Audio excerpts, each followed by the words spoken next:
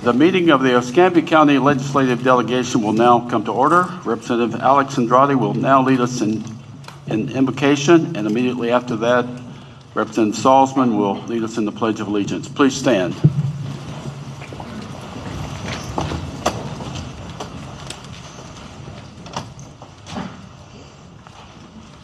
Dear Lord, thank you so much for this evening.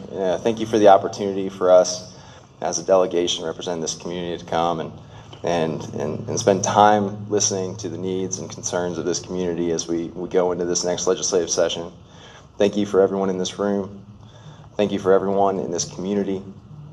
Whether we agree or disagree about any item, thank you for the opportunity for a country that we live in where we can agree and disagree without fear of repercussions. Thank you for the privilege it is to represent this community. Thank you for the folks that put their trust in us to serve this community.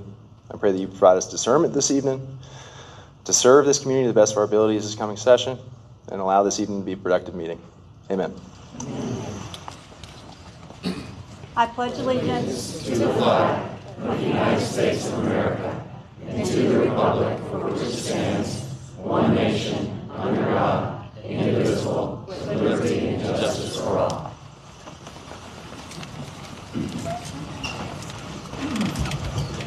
I'd like to welcome everyone to the meeting tonight. Please make sure all your cell phones and other communication devices are turned off or on vibrate. Tonight's meeting was subject to Florida legislative rules, which means we tried to start at 5:30 and we will end unless there's a motion at 7:30. And normally we don't accept motions after 7:30 according to House rules. Before we begin, I'd like each delegation member to have an opportunity to make comments. And our second senior member of the delegation, Representative Andrade, you're welcome to the floor. Thank you, Senator. I don't have too much to say before this meeting really commences.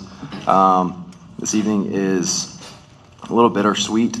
For those of you in this room, unless something else happens that's beyond our anticipation, this will be my Senator Broxton's final delegation meeting here in Escambia County. I know there are countless people in this room who've been helped by Senator Broxton, since his time in public service began. I think the first significant issue faced at that time was the BP oil spill, and he's been there for every crisis since. So thank you, Senator Broxton, for your service. And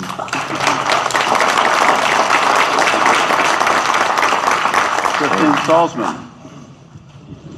I look forward to hearing from our constituents. Thank you. All those addressing the delegation, please make sure that you fill out and submit a provided appearance form located at the table in the back. After we've heard the local bills and the agenda tonight, we will continue with public testimony for those that have provided appearance forms. I do want to say this. We have a great group here tonight, and I know there will be one subject that there will be some emotion, and we like emotion. We think it's the privilege of being an American is that we can express our thoughts with enthusiasm, but we should be respectful. And normally in our committee meetings in Tallahassee, we have a bevy of sergeant of arms that are making sure that people conduct themselves according to the rules of the House and Senate. We don't plan on doing that tonight. We trust you that you're going to do things in a respectful way. And with that, we are going to go right into the agenda. I can tell you that there are two groups. It concerns a referendum for the town of Perdido Bay, for Perdido. And we have spoken to the groups. We've asked them to organize their thoughts. We're going to allow 20 minutes for those who have indicated they would be here on both sides. So if you get up and you take 10 minutes, that leaves 10 minutes for the other side. We are going to allow at the very end an additional 5 minutes for those that did not tell us they were coming but had something to say. So we will go ahead and start. Do we have two beginning discussions, one pro and one con for, or do we have a lead person on each group? Yeah. Four? Okay. Do you want to go ahead and give your presentation? Sure. And Alex will be keeping the clock.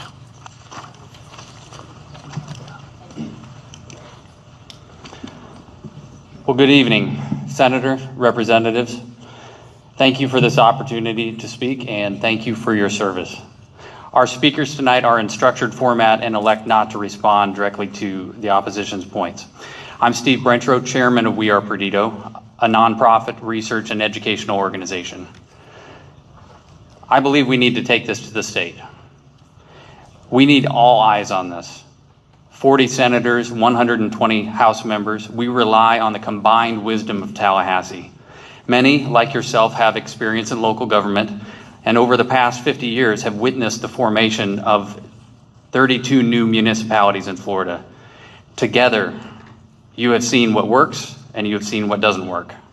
Our next step is an opportunity to update all the projections using the new tax year data, and then the Florida Department of Revenue, EDR, and various committees could review the findings for accuracy.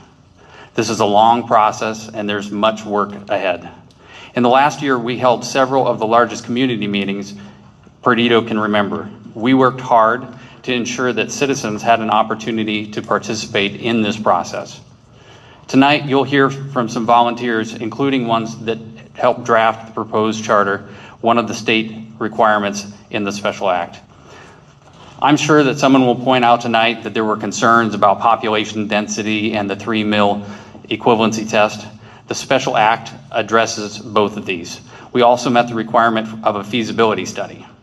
Our organization retained an experienced consultant with 35 studies under their belt. Their reports have a long track record of being factual, impartial, and sometimes brutally honest. The report provides budget projections simply as a baseline, contemplating current service levels for current dollars using existing revenue sources that would return to the community. But when it comes to taxes, there's only one guarantee, that they go up. That's how it works. Government is not free. It's never been free. And we're not naive. If citizens want more services, it would cost more, but those dollars would stay in the Perdido community. No one knows what the future holds, but we see enormous opportunity. In the first 3 years, citizens would develop their own 20-year comprehensive plan, and with it, community-centric land development code to guide growth. When considering new development, whether it be apartments, storage units, warehouses, Dollar Generals, and clear cutting, we could finally balance these decisions against the important question, is it appropriate for our community? In closing, I want to quickly share a citizen comment from the report. The residents have heard, and some have believed for decades, that they are the stepchild of Pensacola and Pensacola Beach, not as good as Gulf Shores or Orange Beach. Things will never change. That whatever we get is okay, so just be grateful. It's a hard mindset to change, and many residents who have bought into this do not trust anyone who tells them differently. End quote. This evening, we will hear many different points of view, and that's okay. This is a big decision that we get to make together as a community. And you know, hearing that quote I just read, I don't believe those things about the people of Perdido. I've met them. They're smart, they're strong, they are resilient, and they're capable of amazing things. Your choice today says a lot about what you think of the people of Perdido. Do you believe they're worthy of self-determination? We simply ask that you give us the chance to vote this next November. Thank you, and again, thank you for your service. Okay, we are going to take the opposing, and after that, he'll stop the clock, and then Representative Andrade will go over the bill as it's filed, and then the members can ask him questions at that point, and then we'll go back to testimony. So is the person for Stop Perdido okay?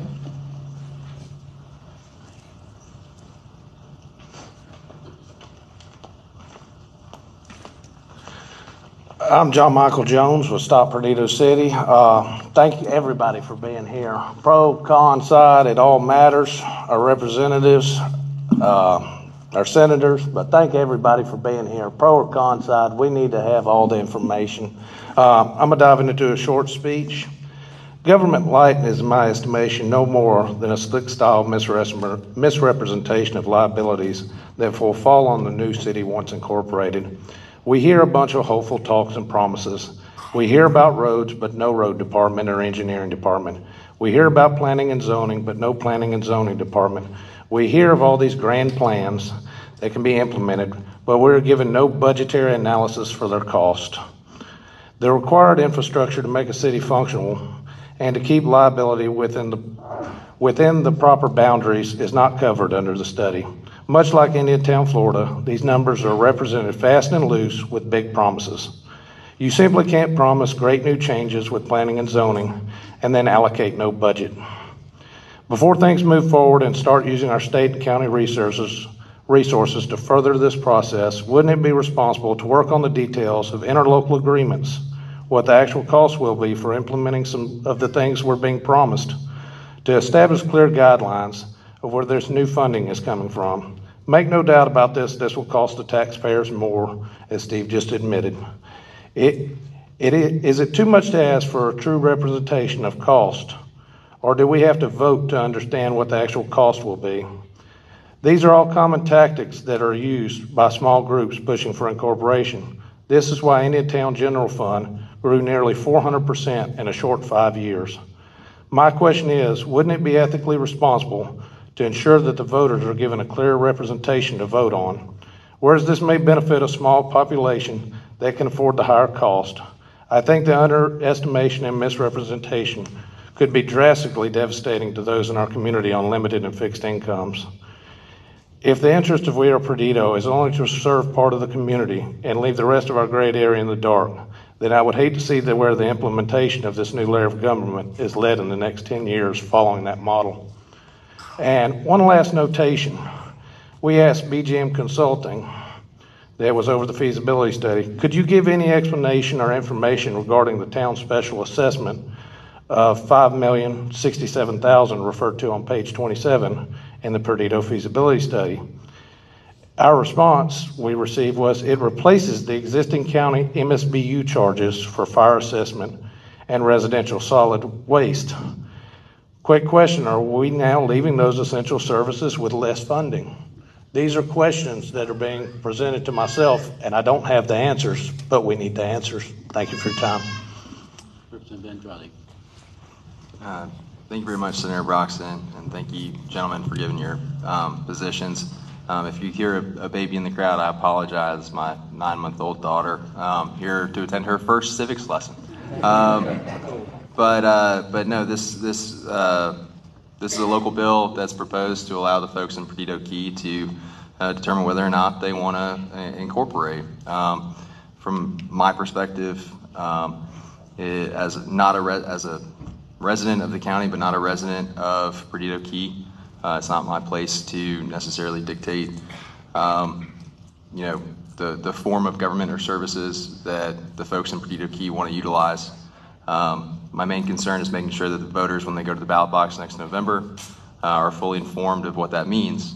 And what that means in its most simplest terms are to maintain the same level of services once you incorporate, you will likely have to increase taxes, fees, or costs on the individuals within that region by at least a modest amount to increase the level of services and benefits that you as a community would receive. You would likely have to increase taxes and fees to a more noticeable amount. It's up to the voters in that area of my House district to decide if that's worth it to them. And from my perspective, it should be up to them. Salzman. Before we continue, I've looked over the subject, and I think Representative Andrade has said that we're not here to make a decision for you. We're here to tell us what you want to do. I did look at what the state allows as far as moving taxes from the county to a city, and it appears that there's about $15 million at the county if you were to take the tax base from Perdido that should be going to provide services for you.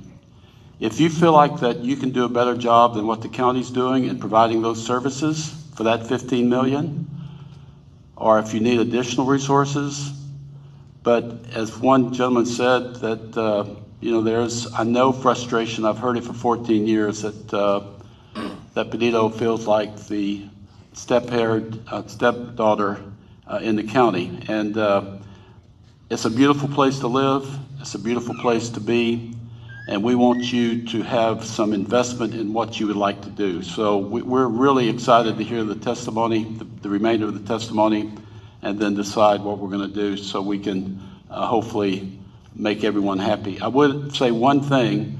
This bill is not in its final form. If the resolution passes tonight, I would encourage those that find faults in what the resolution says, go to the sponsors and try to perfect the local bill before it goes before the House and Senate. So with that, we'll go back to the pros, whoever's next, and I think we have how many minutes left for? 3 minutes and 51 seconds, I believe, has been used So by we've got Pro. about 16 minutes. Gentlemen, ladies, thank you very much for the time. I appreciate it. My name is Jim Fluhart. I live at 350 Riallo Place on Perdido Bay, not on Perdido Key off of Highway 98. I'm 70 years old, and for 35 of those years, I've lived in the great state of Florida, from Key West to Tampa to Orlando to Tallahassee to Pensacola and Panama City. During those 35 years, I've seen good development and bad development in this state. The other 35 years I worked in the telecom industry, and I traveled and lived in the areas outside of New York, San Francisco, Los Angeles, Denver, Dallas, and Tampa. I also was a homeowners association VP and president 3 times in those areas, in Dallas, Denver, and in Tampa, with as many as 1,200 homes. It is my experience that I decided to volunteer in this effort. I spent time on the committee that drafted the charter, and I tried to take the best practices that we saw in various communities around the United States and bring that to bear. Our community is at a tipping point. We are at a point where we can either tip to good and exceptional development, or we can tip to bad development. But we need the opportunity to make that choice. What we're asking you for is the opportunity to vote. Let us vote for what we want to be going forward in the future. Thank you very much for your time. Someone for Stop Perdido. And you have, how long? Stop Perdido has 17 minutes total left. 17 minutes left, so you got plenty of time. Hello, Erica Sykes. I live at 504 Carson Drive. I'm a relatively new resident to Florida, though I did graduate high school at Escambia High School and my dad was stationed here. So I've been coming back since 1995 to visit family. And I chose to live where I live because it was unincorporated and because I love the area. And I like the services, low crime, low density, and I know people disagree with me on that. I just came from Metro Detroit. You don't know density, and you don't know what a city government can do if it's not kept in check. I do not want an extra layer of government. You don't know what you're asking for. I literally left a town that more than doubled my taxes because of an out-of-control city council. With that said, I did write something that I wanted to just point out to you to help make your decision easier. You probably already know this. The area proposed for incorporation has a population density of 1.1 person per acre, which does not meet the state statute minimum population density of the 1.5 person per acre. We or Perdido thinks that this legislative body should grant them a population density waiver, arguing that certain areas of acreage should not be considered when calculating population density. I contend that the state statute does not allow for We or Perdido, or lawmakers for that matter, to revise how population density is calculated and cannot be used as a way to subvert the statute. Nor does the town of Perdido qualify under the extraordinary condition requiring establishment of a municipal corporation with less existing density. Currently, as an unincorporated area of Escambia County, we live in one of the safest communities in Pensacola. Our quality of life is above average, and our taxes are low according to the feasibility study.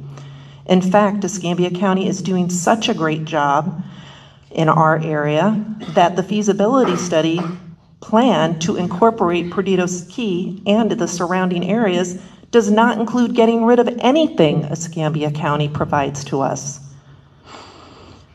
Under the proposed plan to incorporate, Escambia County will still provide our safety services like fire and police and continue to maintain our roads, parks, and schools and oversee our zoning and planning.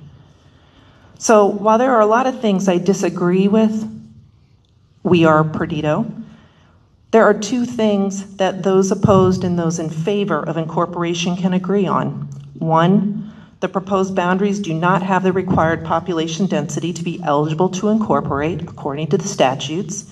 And two, that the services and governing of those services we receive from Escambia County are sufficient and or even exceptional. So I ask that you end the insanity once and for all. The idea not only does not meet the state statutes for incorporation, but it is also not wanted or needed by the residents who reside there. I ask you to please vote no to placing this proposal on the ballot. Thank you.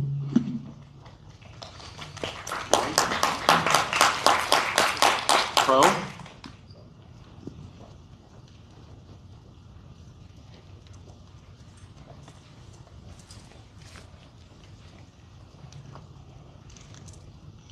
Good evening, Senator Broxson, Representative Salzman, and Representative Andrade. Thank you for your time and attention. I am May Harbison Dean. I was born and raised in Escambia County. My family has served Northwest Florida honorably in many different businesses, political, and professional roles for more than 100 years. I married, raised my children, and I'm now helping to raise my grandson here. For most of my adult life, I proudly continued my family legacy as a business professional and community advocate in Escambia County. Since 1984, I have lived full-time in the Perdido area. During the last 39 years, I have watched my community grow and change. I have watched all the boom and bust cycles that coastal communities in Florida have suffered through. We used to have optimistic hopes for a family-friendly community with concurrency in place as a tool to manage growth responsibly. However, in the past decade, as you know, there is a change in local growth policy and patterns. It appears that growth management focus today is what the market will bear, rather than balanced, resilient, long-range planning. I believe that allowing the voters of Perdido to have a voice in their local government and a presence at regional planning meetings will help us promote community improvements and involvement in community affairs, leading to a bright future for Perdido and Escambia County. Our aim is to empower our children and grandchildren to continue to live and enjoy this special place. Please let us vote. Thank you. Against?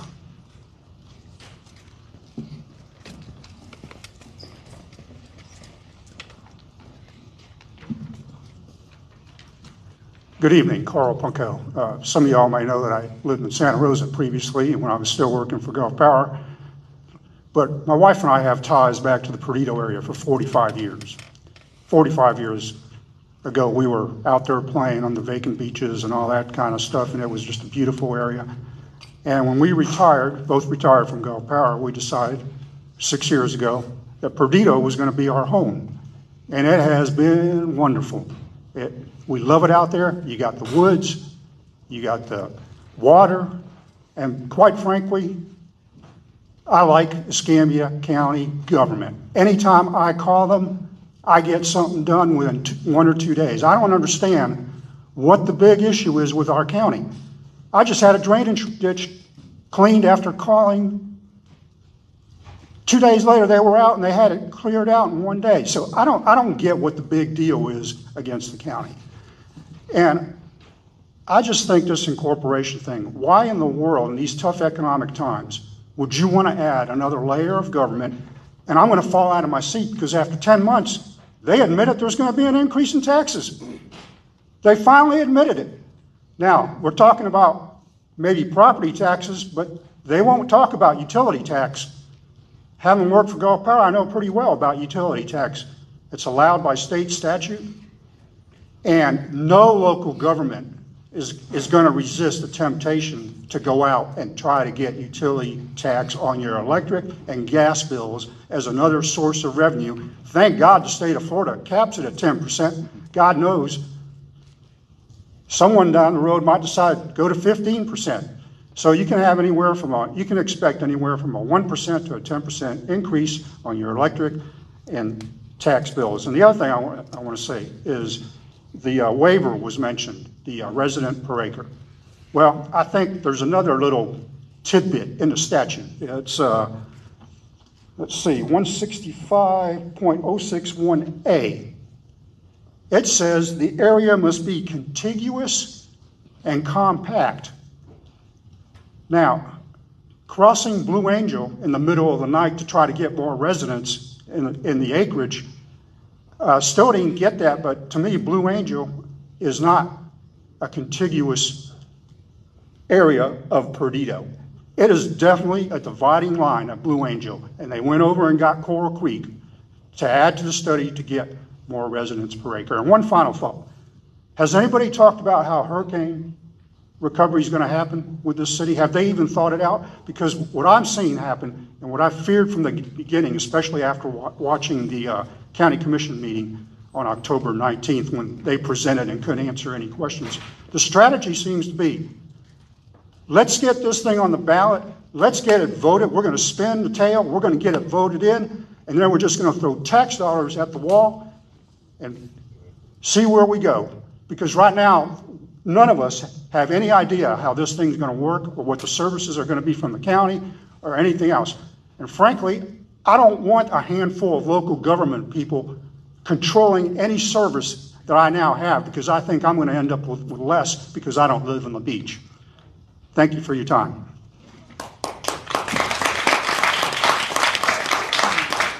Crow?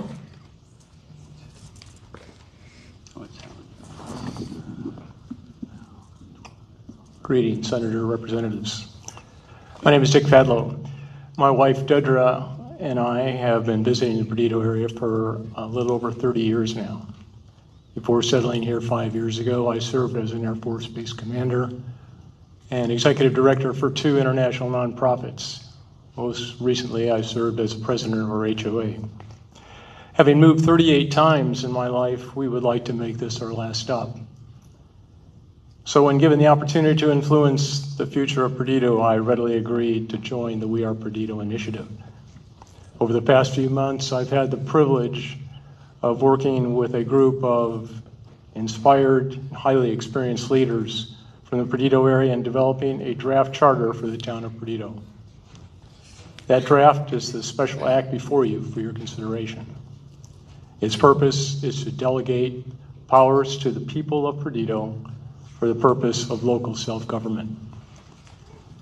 I am pleased to report that after careful deliberation, the charter team has developed a concise, common sense, self-governing document outlining a streamlined infrastructure and defining the powers, the functions, and essential procedures necessary to govern and to facilitate intentional, incremental growth within the community. We have an opportunity, some would say a responsibility, to help paint the path forward for Perdido. I believe this charter, this initiative, provide the best means to that end. It has been suggested that the best way to predict your future is to create it. I trust that each of you will recognize and support the right of Perdido residents to determine their future by giving them the opportunity to choose to vote on this initiative in the next election. Thank you for your time.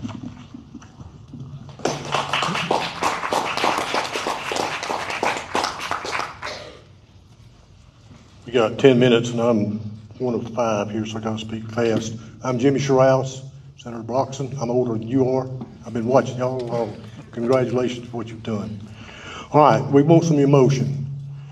I deal in contracts every day, multi-million-dollar contracts. And if one of these groups came to me and presented this, they presented to the Board of County Commissioners the other night, I would have tore it up and thrown it in a trash can. You can't ask people to pay more taxes on something you can't give them. And they hadn't given us anything. They keep it in a hidden coffin somewhere. They've had some dog and pony shows, look good, but they're not real. WAP Incorporation is simply a plan that doesn't work to fix a problem that doesn't exist. And we talk about the county. I can call our county commissioner anytime I want to, and we can talk about issues. So we don't have a problem. Our problem is people who live on Perdido have a problem. I'm not Perdido. I don't want to be Perdido. So please take consideration. Look at this strictly the matrix. Have they done their job? And if you say, well, they're going to do it in the next 3 months, either tonight they've done it or they hadn't done it. And that's what the people on next door and everybody else is going to see.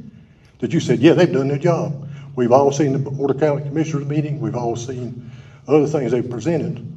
So my 2 cents, close it up and shut it down.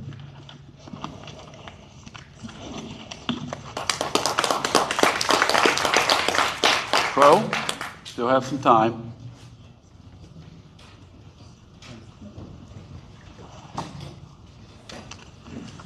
How much time do you have? Pro has about 10 minutes. Good evening, Senator, representatives. My name is Ken Cameron, and I reside in the region which I hope will become the town of Perdido. And I want to explain why. I'm a retired colonel in the Marines, a naval aviator, an aerospace engineer, and a test pilot, and a NASA astronaut.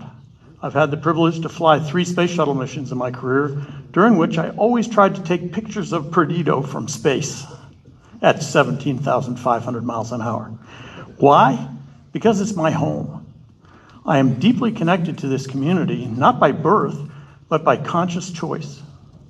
I first came here in 1972 as a Marine infantry officer and Vietnam veteran to become a student naval aviator.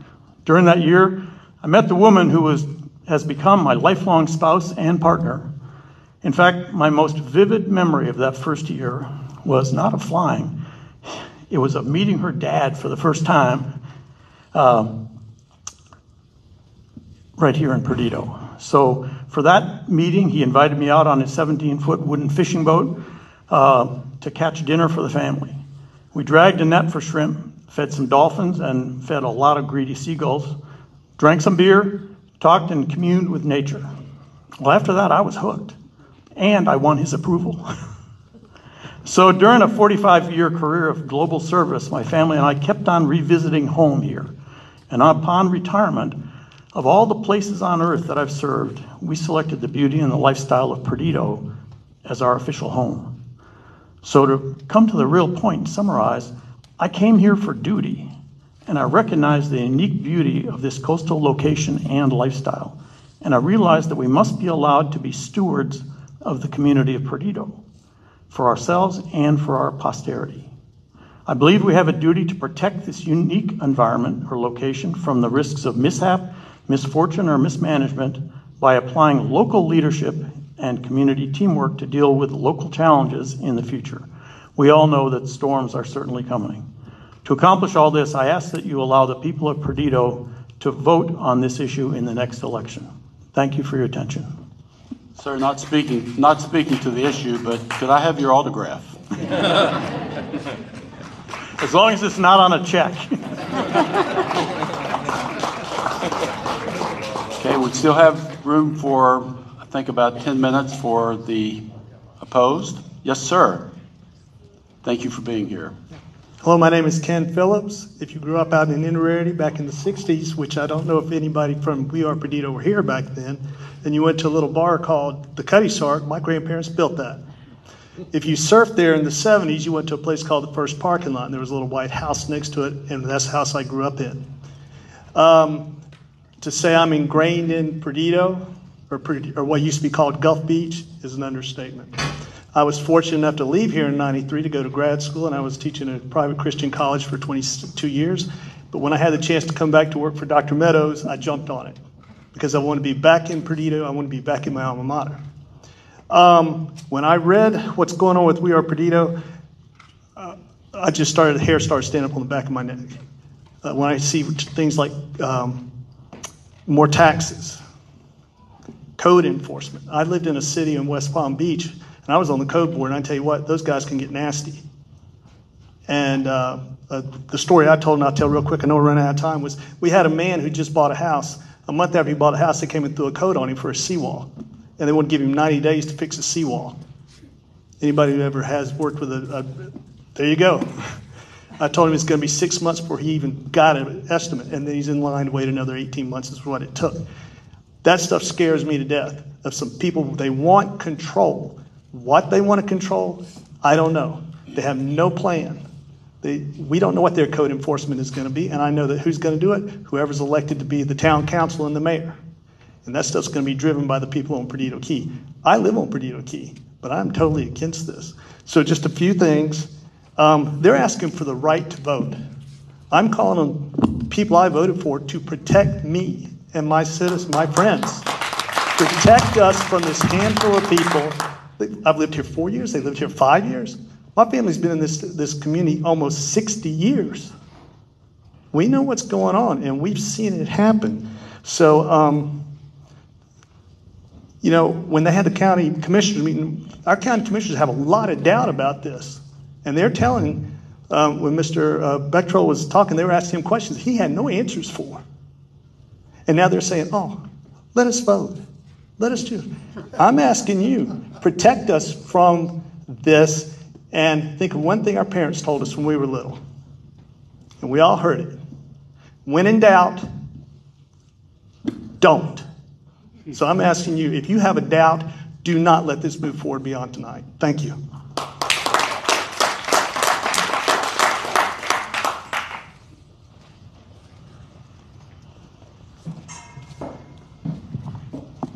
Evening, Senator and Representatives. My name is Fred Smith. I live on Inner Point Road. It was my pleasure to come down here in 1981 as a student naval aviator. Fell in love with the place, couldn't wait to come back. Took quite a bit of time to get back. I got back in 2004. From 2004 to 2007, I served as the commanding officer of the NETSAFA, all the Navy's international training here run out of Pensacola. Unfortunately, we were forced to leave after that to take employment elsewhere. That's a whole other subject we can cover in another meeting. But I really just wanted to get back here. I served with Boeing for 12 years and ran their commercial derivative sales. Traveled all over the world, saw lots of things again, as I did in the Navy. But retired in 2020 in the middle of COVID and moved back here 2 weeks after Sally to find all the devastation.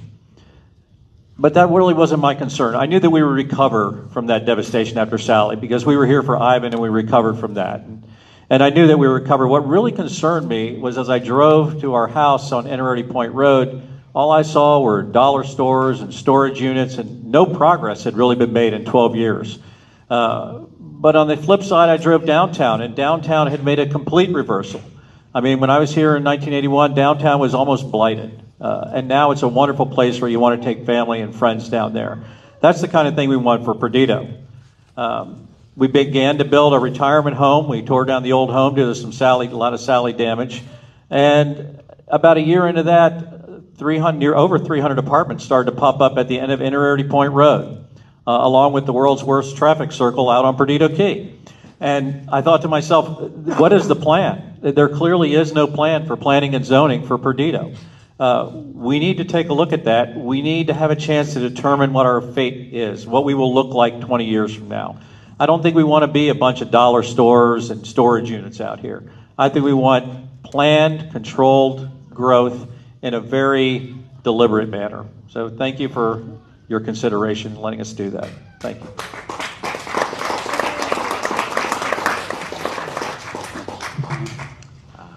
About 6 minutes per side. Thank you, sir. My name's Craig Stone. My family's been in Perdido for as long as I can count back. My granddad homesteaded a big chunk of Perdido from 34 to 36, but they told him he had to leave because he had to fence it in. That wound up being a big mistake. But I'm against this. We're only going to get more taxes out of this. I'm happy with Escambia County government. They're doing a good job. When we have a grievance, they address it. I don't see how. I have a couple of quick, issues with their feasibility study.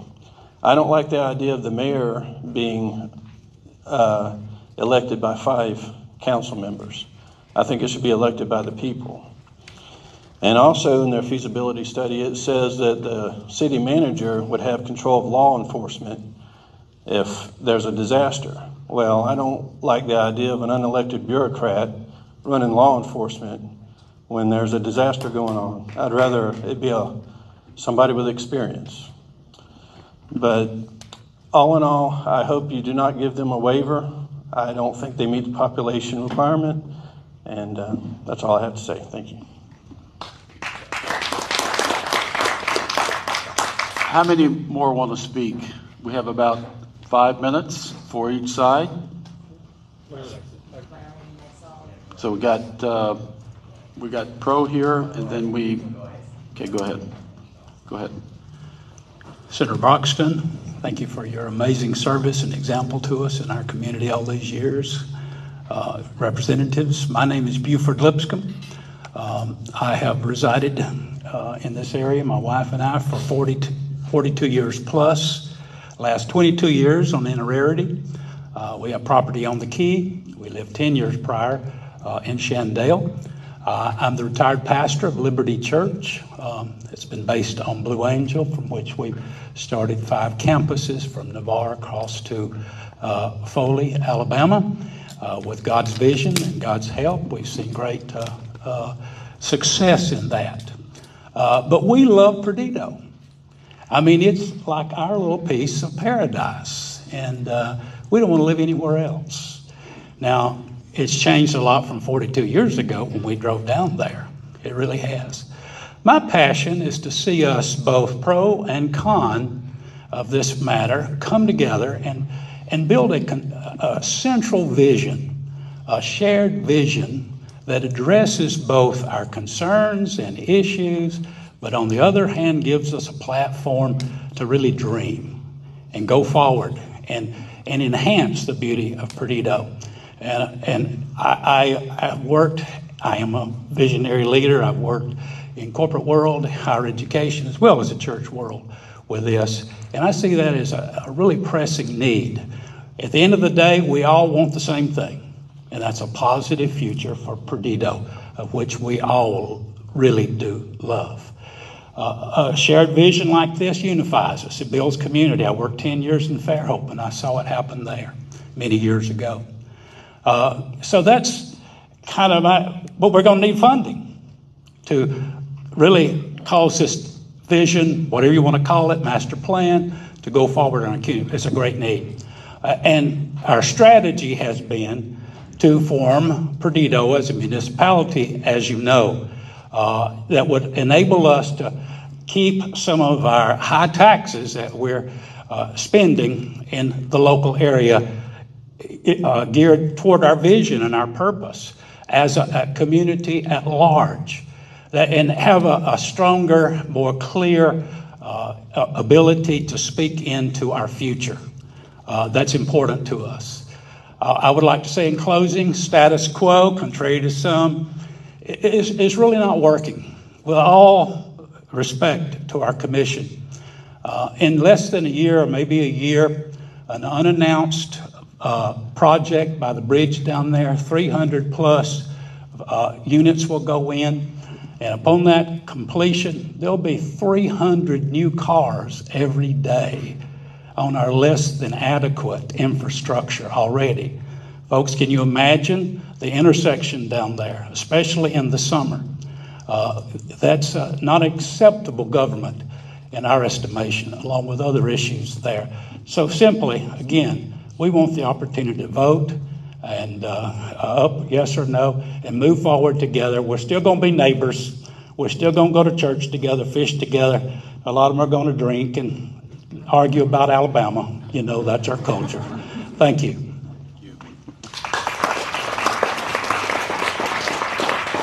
Yes, sir.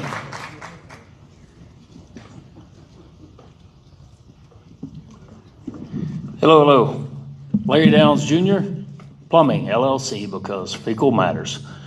Now, the reason why I say that is because it really does. I mean, it really does. If y'all think about it, that's cured more of the world's diseases than anything else is plumbing. Not the Faucis of the world. So anyways, what I see here, and no offense to the city slickers, I'm just saying that what if they don't meet the criteria, I'm talking about to the letter of the law, then you have to vote no to put this on the ballot. There's plenty of time to do it again. Let's bring it back up.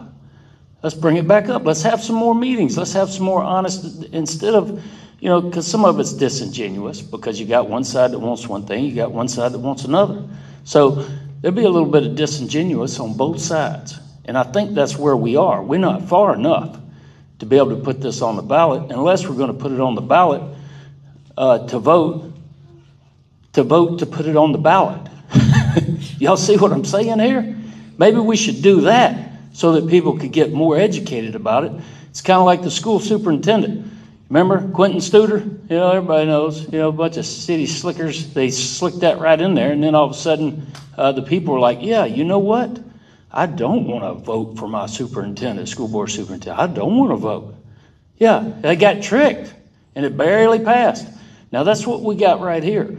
I see a bunch of ordinances coming down the board. I've heard control. It's like the fellow who spoke about the association, him being on the association. Is that what we want? We want Perdido to be run like a homeowners association, because we know what that is. It's about the hammer. It's about we don't want you to do what we don't want you to do on your property, but we want your money. That's unacceptable. Prosperity is directly connected to our property rights. And all I've heard is we don't want what we don't want. And if we can get 5, 6, 7 city council members, we can vote you right out of your freedom. And of course, if y'all go on YouTube and you type in "freedom to change" from Paul Harvey, he will explain it in 9 minutes and 56 seconds. He'll explain it. And you will get the government you beg for. And that's where we're at in this country. So if they don't meet the letter of the law, no, don't put it on there. If they do, then put it on there. How about that? Thank you. Okay. That's going to be we are allowing 5 minutes for people that were not part of the group, that came in late, that would like to say something, that knew that there was not going to be a structured 20 minutes. If there's any of those folks here and you want to say something, now is your time. Yes, ma'am.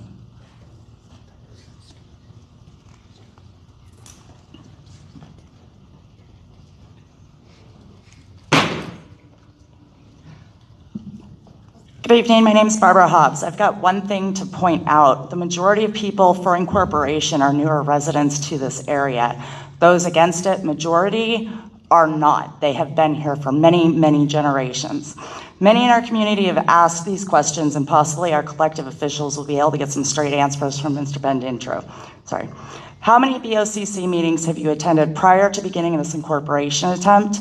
How many issues did you attempt to resolve unsuccessfully with the BOCC prior to deciding the area needed to incorporate? And what were those issues and why were they left unresolved? Also, in an unofficial survey in the last week, we received 280 responses from actual residents. 7% people were for incorporation, 85% of people were against incorporation. Thank you.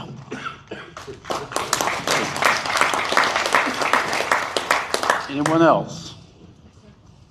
Yes, ma'am. My name's Gail Strickland, and I am for Stop Perdido Corporation.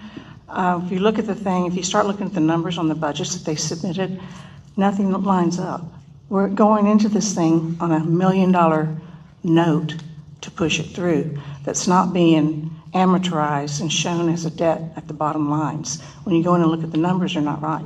We haven't quite figured out yet why this is even happening. Everybody says because, well, since last year or 2 years ago, we've noticed this, and this. Well, we've had a change recently in our leadership in the commission. I've had no issues on both District 1 and District 2. And I've had no issues whatsoever in anything that I've requested. So I don't understand why this is coming along and who's pushing this and why it's happening. You can't even go into the state, into the corporation levels, and see who requested this, see where the money's coming from. Because of when the paperwork was filed, it was filed at a timeline that it doesn't have to be divulged until 4 months, like 2 months until the vote takes place.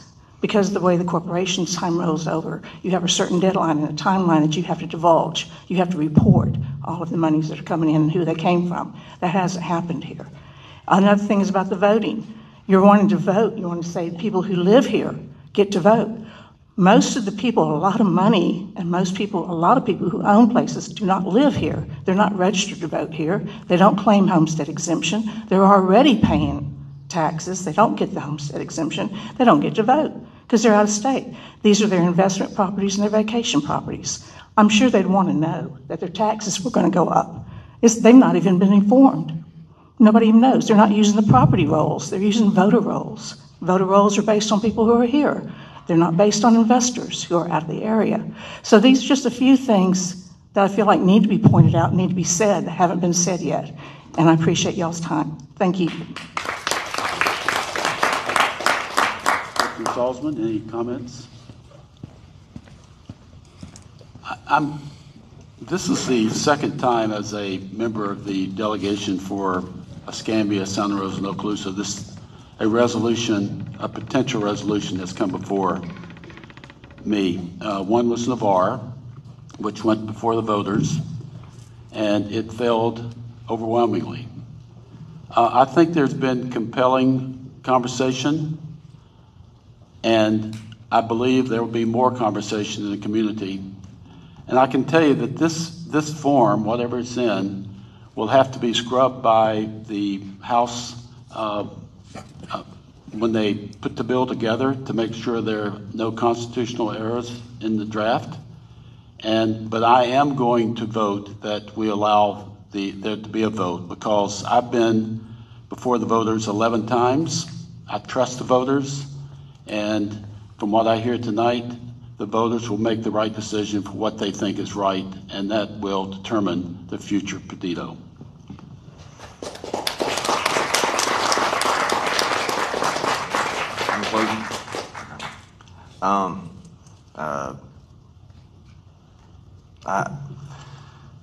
I've not gone before the voters nearly as many times as Senator Broxson.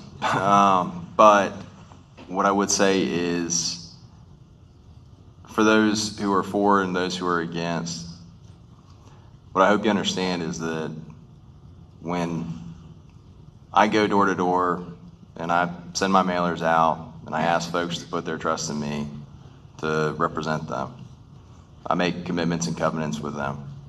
And one of the biggest ones, overarching ones that I harp on when talking to voters every election, is that I approach this job humbly and I don't supplant my subjective personal positions for those of the people that put their trust in me to represent them.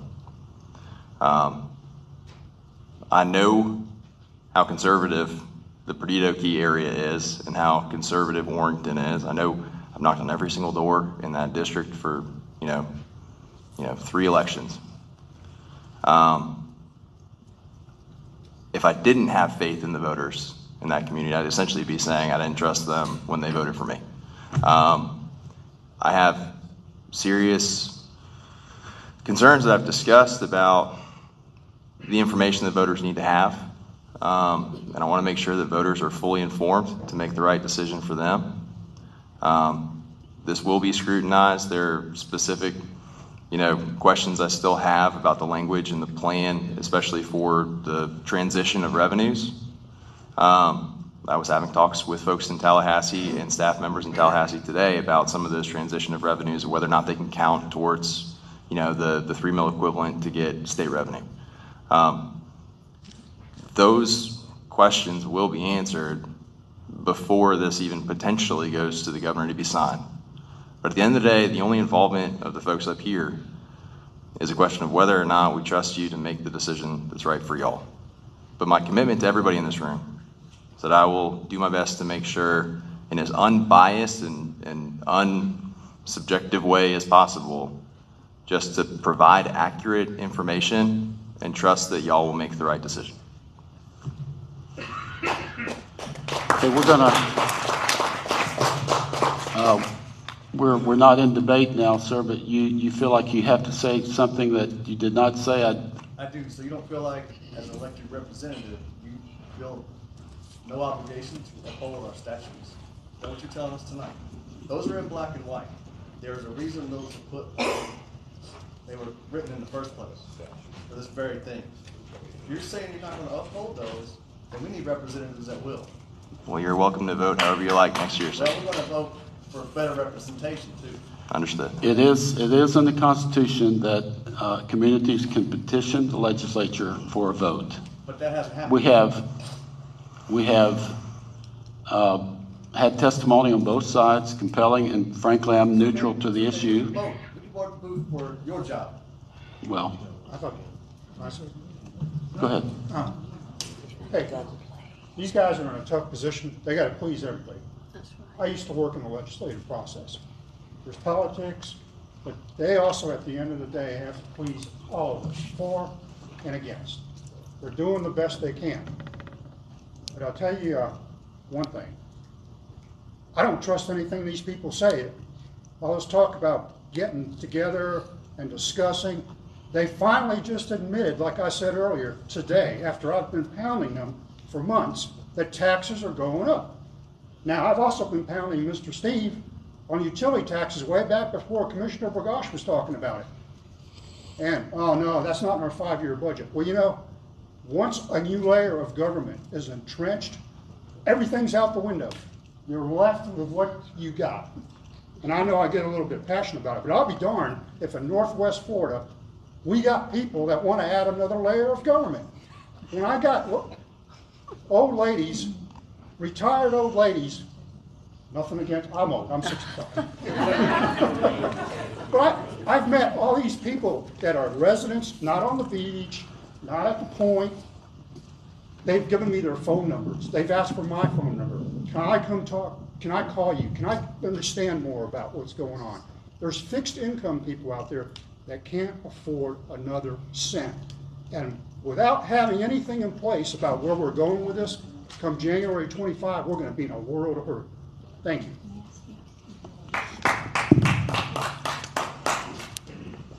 I actually wasn't going to talk about this because, to be honest with you, I feel like it's not even my place to discuss what happens in Perdido because I don't represent Perdido. I represent the north end of the county. And I have no actual position on do or don't. If this were my county, I'd be saying, what in the world are we doing? Look at Century. I mean, we struggle every year with what do we do with Century. They did the same exact thing. I also am a very small government. I don't like special districts. I mean, you could just go on and on and on about why I would not support this bill. But I can tell you 2 things matter to me. 1, the voters, and 2, the process. And we have to trust both of those. We have to. You have one of the best lawmakers right there. Whether we agree or disagree, You have Representative Andrade, and he is one of the most tenacious fighters for the people. He will drill through this. I know him. I know how he operates. He will not put forth a bad document. He will not do something against the law. He will not do something against the people. It is a hard decision, but he is doing what he was elected to do. He is representing you. He was brought this information, and he is doing his job by bringing it forward through the process.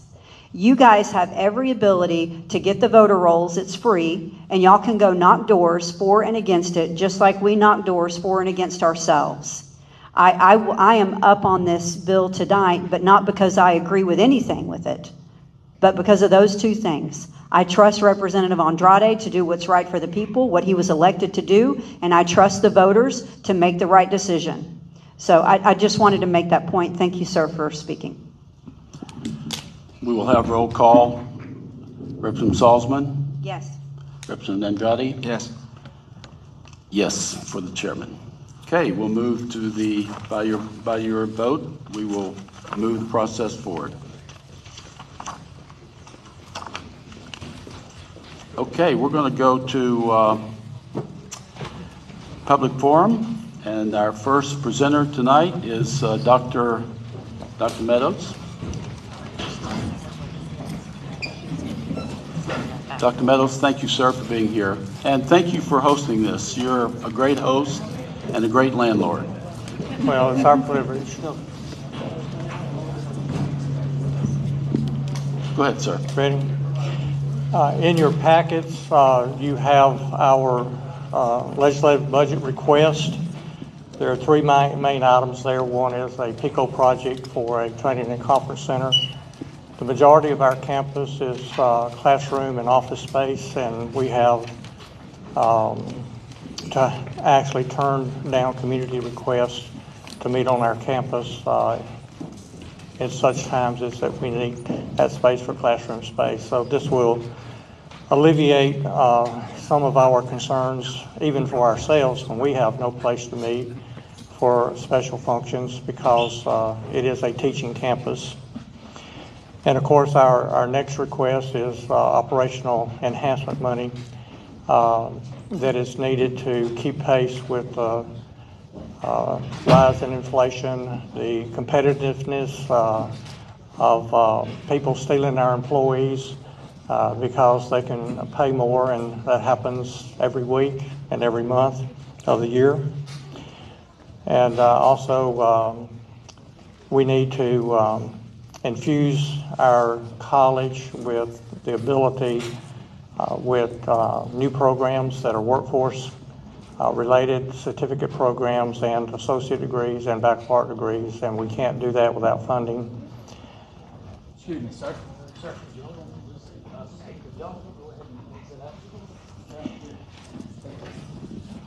And of course, one request is WSRE to remove an antiquated tower behind the sheriff's office, the police department. On the back side of that, representing the Council of Presidents is our system request. I won't go into detail with it other than to say that this mirrors exactly what the State Board of Education has recommended to the governor in terms of the different categories of funding for our system. And as you move forward with your deliberations on what the state can afford, realizing the importance of the Florida college system and the Great 28, that colleges that are in that system, I'm hoping that you can support the Council of Presidents request and the State Board of Education request. There is another document which is the return on investment of our system, and the only thing I'll mention there is that for every dollar that you invest in the 28 colleges, there's a return of $15.42. So it's a good system. It's nationally ranked in numerous categories. Pensacola State is among one of those that is recognized nationally as well. So that is our request, and I know you have a lot of others following me, so unless you have questions, I'll retire to my seat.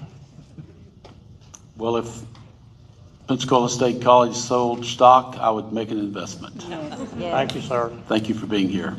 Dr. Saunders, President Saunders, thank you for being here tonight, University of West Florida.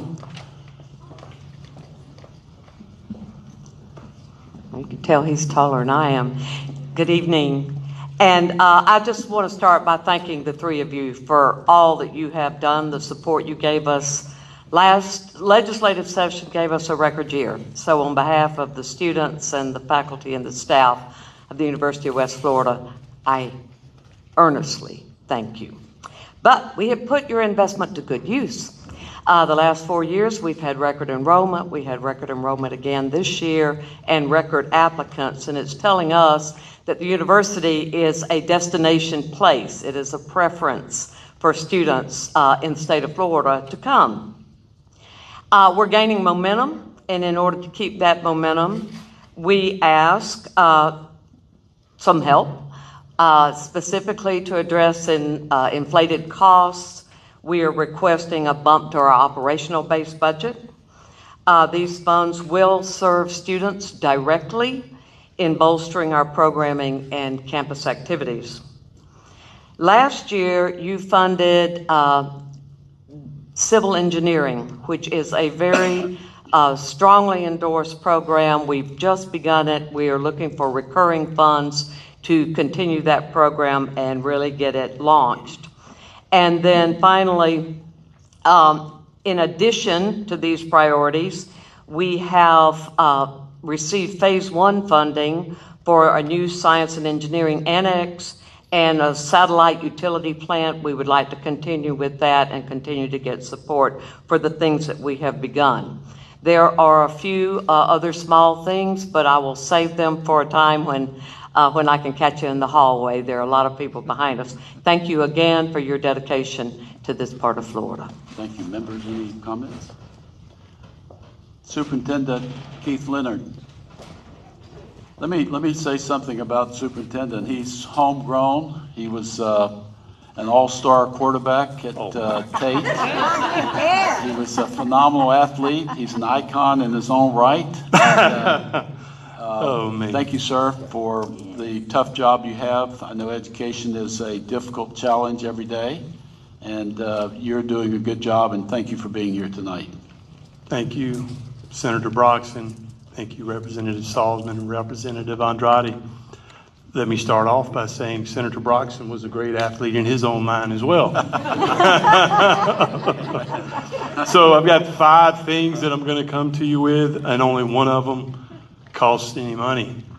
One of our priorities is to request that you amend or create a statute. Just right across the street here, across Davis Highway, we have one of our middle schools. And about a month ago, right outside of our school, during a basketball game, there was a shooting where one young man shot another young man.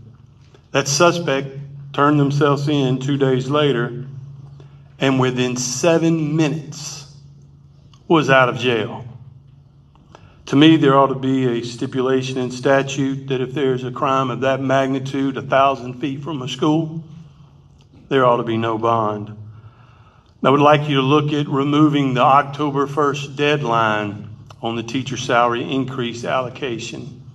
As you know, just last week, we conducted our survey count to know exactly what our FTE enrollment was in our school. To us, it's not fair to our teachers and to our employees to have to stipulate what a salary increase might be before we know what our final budget will be. I told you I had one that might cost you a little money. Our property tax for the Escambia County School District doubled. And it was already very, very expensive. If there's something that we can do statewide for school districts, K through 12, Pensacola Junior College and UWF, I would be all for it. Deregulation. I know at the end of last session you talked about being able to do some things over the next 12 to 18 months to deregulate. I would actually, on behalf of our school board, our 7,000 employees, and more importantly, 37,552 students, ask for you to think about this. Last session, nearly 50 laws were passed that have had an impact on K-12 public schools. Like for you to look at deregulation, but if you could kind of just leave us alone this term, it would be really, really nice. And then lastly, in our partnership with Children's Home Society, our community partnership schools are outstanding. Help us find a way to be able to emulate that all throughout our district, because those wraparound services really do make a difference. And then in closing, Senator Broxson, the best compliment I can pay to you, sir, is you are my senator. And thank you for your service. Thank you. Next we have Bruce Woody with ECUA. Mr. Woody, thank you for your service. And for those that have given a testimony, I know you're busy. It's not going to affect your appropriation if you leave. And if you need to go someplace, we're not going to hold it against you. Mr. Woody. You can only commit to the Senate. My name is Bruce Woody. I'm the Executive Director of the Emerald Coast Utilities Authority, or ECUA as it's more commonly known. Thank you so much for your service, for the time that you give addressing the common interests of our community, which in part includes this process of listening Can to... I excuse, Commissioner, I wanted to recognize you. Are you leaving? No, I'm just going to step out right back. Okay, all right, very good, all right. That will affect your appropriation if you leave. Mr. Woody? I intend to stay to the very end, by the way. We got you, Bruce. You're good. We very much appreciate your past support of projects that, specifically our state matching grant that we applied for last year, which we received over $11 million to match 50% for ECUA investments for septic sewer projects, primarily in the Brownsville area. As a public utility, it's a very important goal of ECUA to maximize efficiencies, keep down the costs of providing services that protect the health, safety, and welfare of Escambia County citizens. In keeping with that goal, I come before you tonight with a request for your favorable consideration for 4 appropriations acts that would help keep down rates, help protect the environment, and promote economic development. First one is one we did talk a little bit about last year, a solid waste transfer station. Construction of a solid waste transfer station would reduce fuel consumption, prevent long delays in traveling to landfill, reduce equipment damage at the landfill, and get drivers back to the routes more quickly. Collectively, the cost reduction goes a long ways toward reducing upward pressures on sanitation rates, which is important to your constituents, despite the fact that ECUA already has the lowest collection rates in the county. ECUA's request is providing $15 million toward that project, so our $3 million request would be just only a 17% match. Number 2, reclaimed water distribution system on Pensacola Beach. ECUA has a goal of reducing or eliminating the effluent that we issue to the from the Pensacola Beach Water Reclamation Facility to the Santa Rosa Sound. All ECUA reclamation facilities already voluntarily meet advanced wastewater treatment standards, which are more stringent than the standard FDEP discharge requirements. But to take ECUA's environmental efforts even further, we have a partially funded multi-phase project to pump reuse water through a separate distribution system for irrigation of medians along Vintaluna, as well as other private property all up and down the beach, instead of discharging that reclaimed water to the Sound. We've obtained some state grants to help with the first phase of this project, which is currently under construction.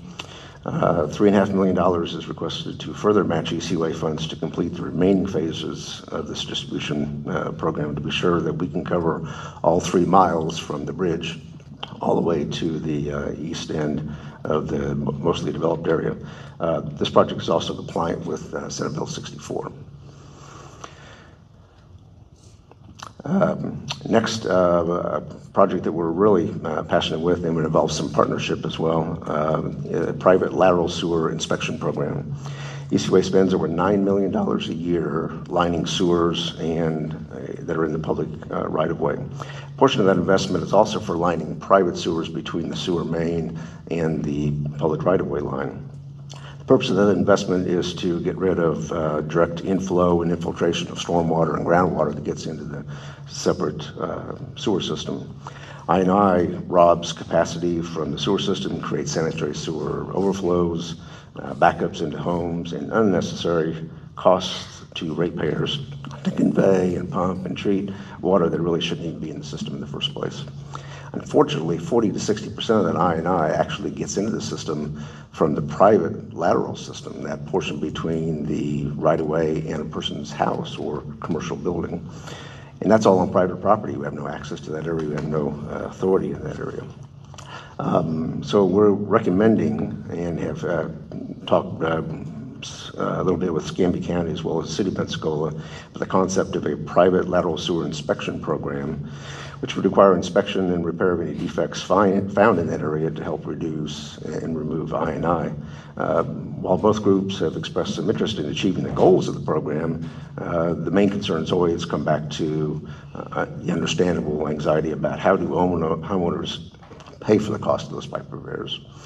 ECWA's request is for some seed money, about $3.5 million, to fund a pilot program of funding assistance for homeowners who are financially qualified for paying for those lateral sewer repairs, in the same way that community development block grant funds are available for folks in financial need.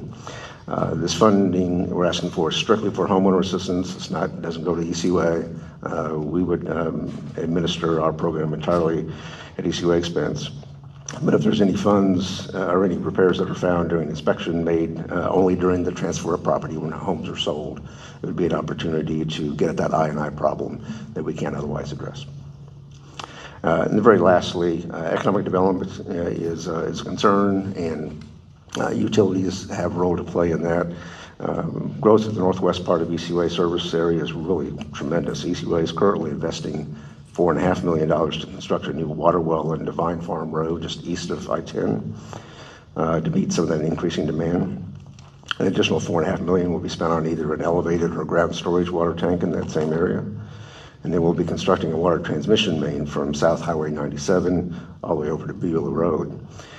While $3.5 million of that overall project is budgeted for the transmission main, it's also recognized there's a 500-acre OLF8 property that will be developed, and much of it will include commercial, light industrial, and higher intense needs.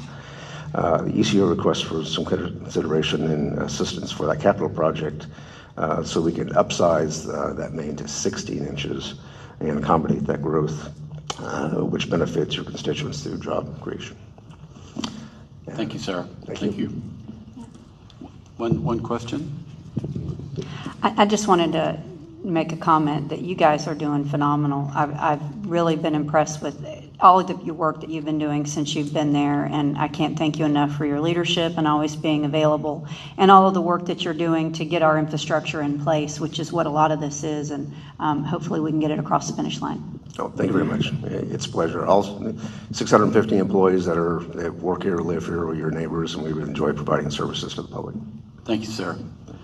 Escambia County Administrator Wes Marino, and we have both. If we had one more commissioner here, we'd have a quorum.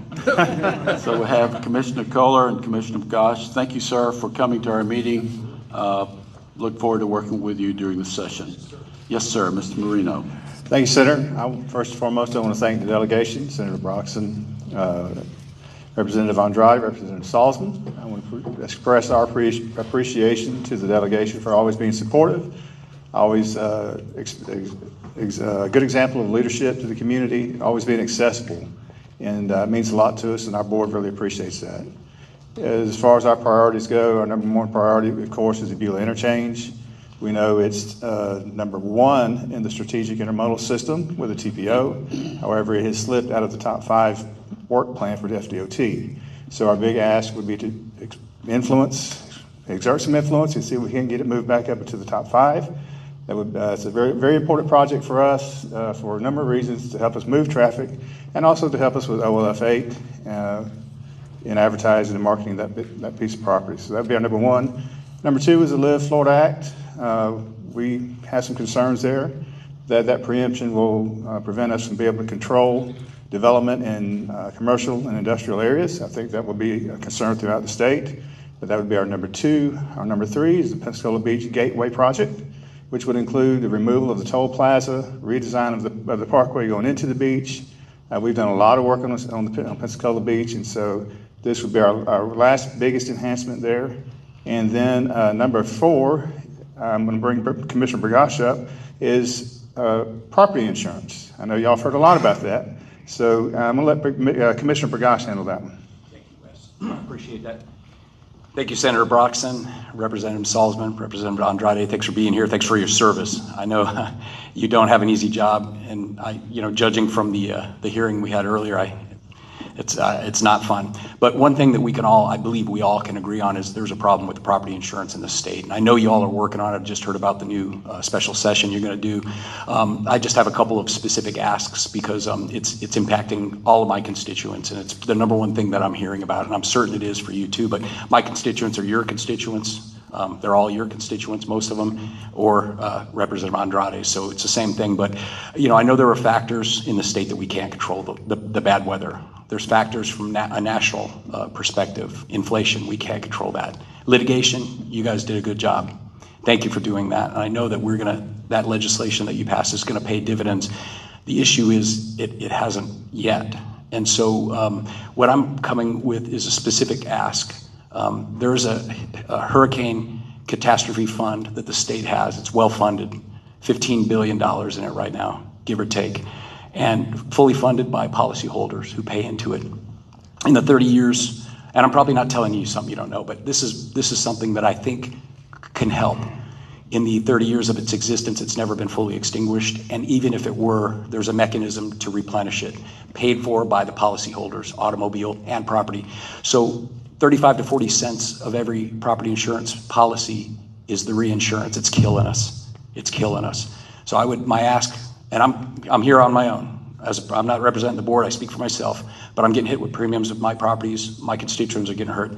If you guys can do something with that reinsurance, take some of that Florida hurricane catastrophe money. The legislation says there has to be an orderly marketplace, and sometimes state action is required. I think state action is required. Take some of that money, $3 to $4 billion, set it aside, and let's use that for some reinsurance for the Florida companies that are writing insurance, because most of the Florida policies are being written by Florida companies, and give them a break. And I think we could achieve 15 to 20% savings right off the bat. The other final thing on that is there's a tax on the policies, and hopefully that's low-hanging fruit, but that's 2%. That's 2% but when we've got policies that have gone from $1,500 for years and years and years on a modest house away from the beach, they're over $5,000 now. Speaking from experience, and that's killing people and it's killing businesses. I know you all know that, but I would like to ask that you look at that, because that's a mechanism we can utilize. It's fiscally sound and responsible, and I think all of our constituents would really appreciate it. Thank you for your time. Thank you. Senator, before you come, if I could just say a few words about West Moreno. I told him I would embarrass him for a second.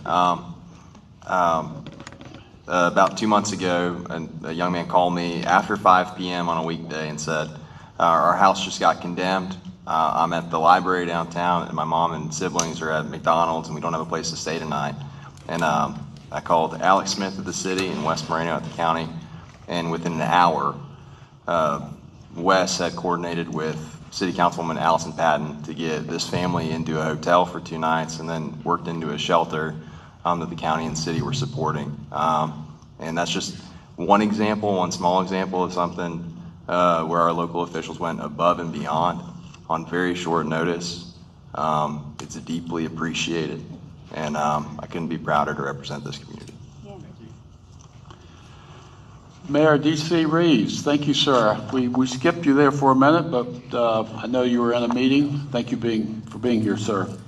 Absolutely. Thank you, and I apologize. I've council meeting night, so thanks for being patient with me.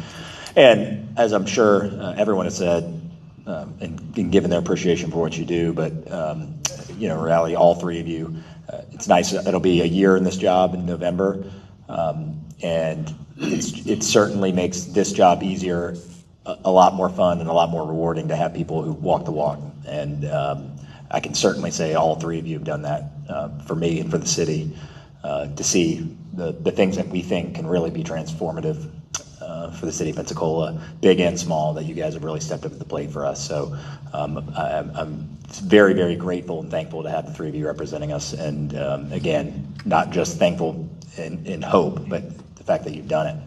So I'm really here to talk about two key priorities for us at the city that, again, have the same transformational opportunity, and I think really both well outside the city limits, but I think for our entire region.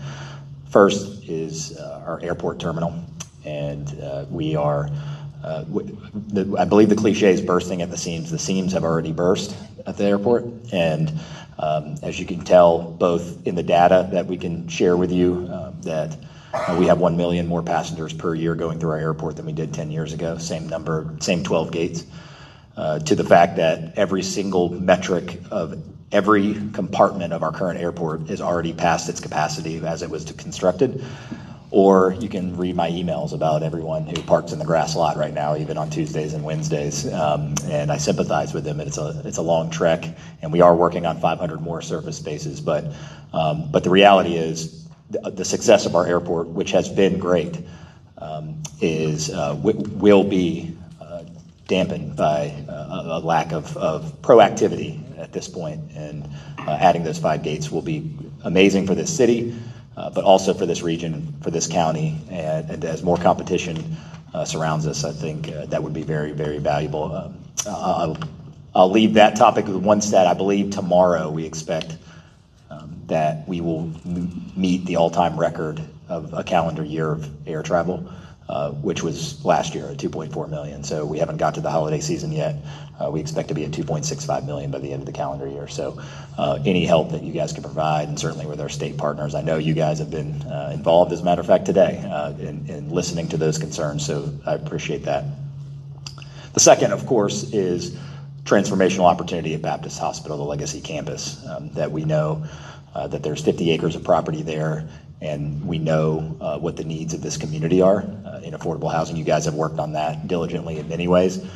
But this is an opportunity to take something that could not end up being certainly a detriment to our city if it were to stay empty, and really create affordable housing, create opportunity, and in a place that isn't really has great need within these neighborhoods and surrounding neighborhoods.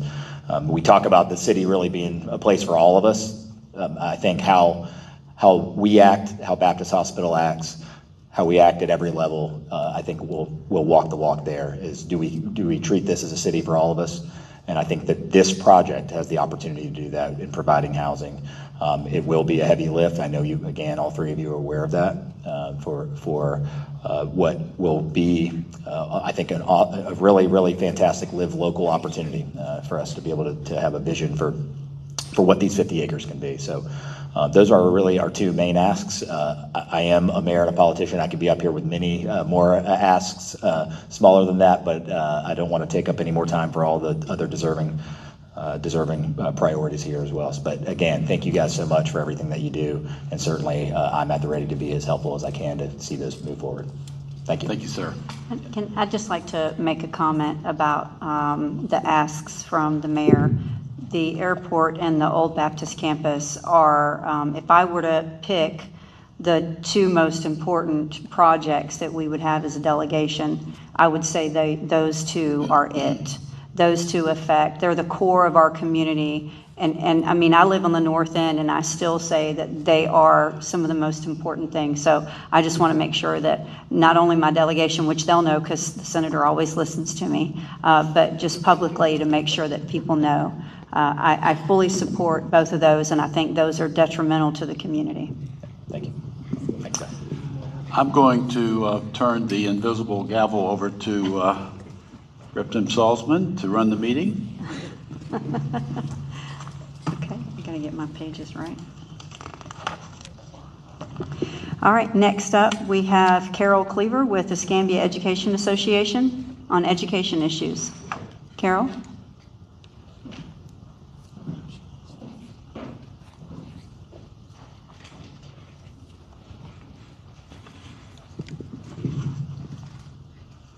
Good evening, members of the delegation. Happy to be here tonight. You know that I serve as Vice President for the Escambia Education Association, but I'm also a very proud 8th grade science teacher at Ferry Pass Middle School, a job which I really love and a job which drives me to get up here and talk tonight about the issues that affect my students directly. We are deeply committed to the success of our students here in Escambia County, and a lot of what I'm going to say is going to echo that of our superintendent, who is doing a great job so far. We want to ensure that our students are well prepared for the future, and that's what drives us every day, is making sure that they have a safe and a quality environment to go to school in. We appreciate the legislators' continued financial investment in increasing teacher salaries and ensuring more pathways for educators to gain their teaching certification that was made during the 2023 legislative session. But we can all agree that we still have a long way to go. If you go to our school website today, you'll see that we're down 28 teachers and we're down about 100 bus drivers right now. So our students certainly need a lot more. And we need to make sure that we're doing what it takes to keep good teachers in this profession. I'd like to echo what Superintendent Leonard said about providing school districts and educators with the flexibility that we need to meet the needs of our students. That includes flexibility when it comes to the teacher salary allocation and the deadlines there.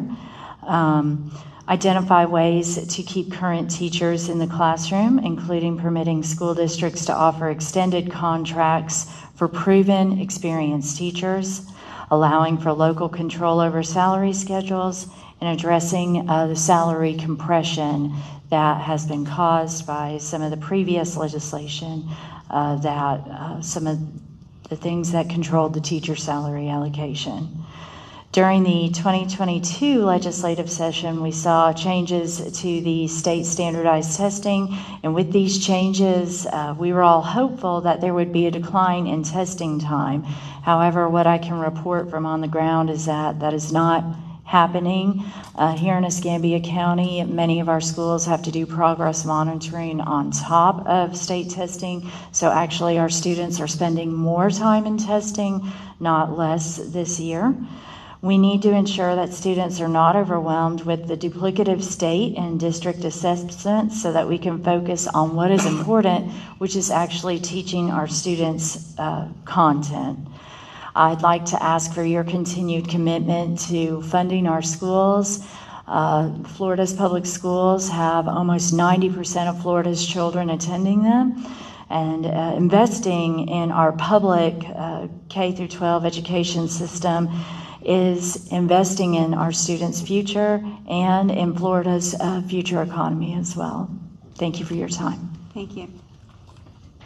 Next up, we have Nick Gradia with Escambia County Professional Firefighters. That's Florida's #1 firefighter, by the way. That's old news. Good evening. It's good to see you. I appreciate you allowing us a chance to come down and speak with you. President of Escambia County Professional Firefighters, but I'm here to speak on behalf of the Florida Professional Firefighters. And we have a couple key issues that we're going to try to pursue this year.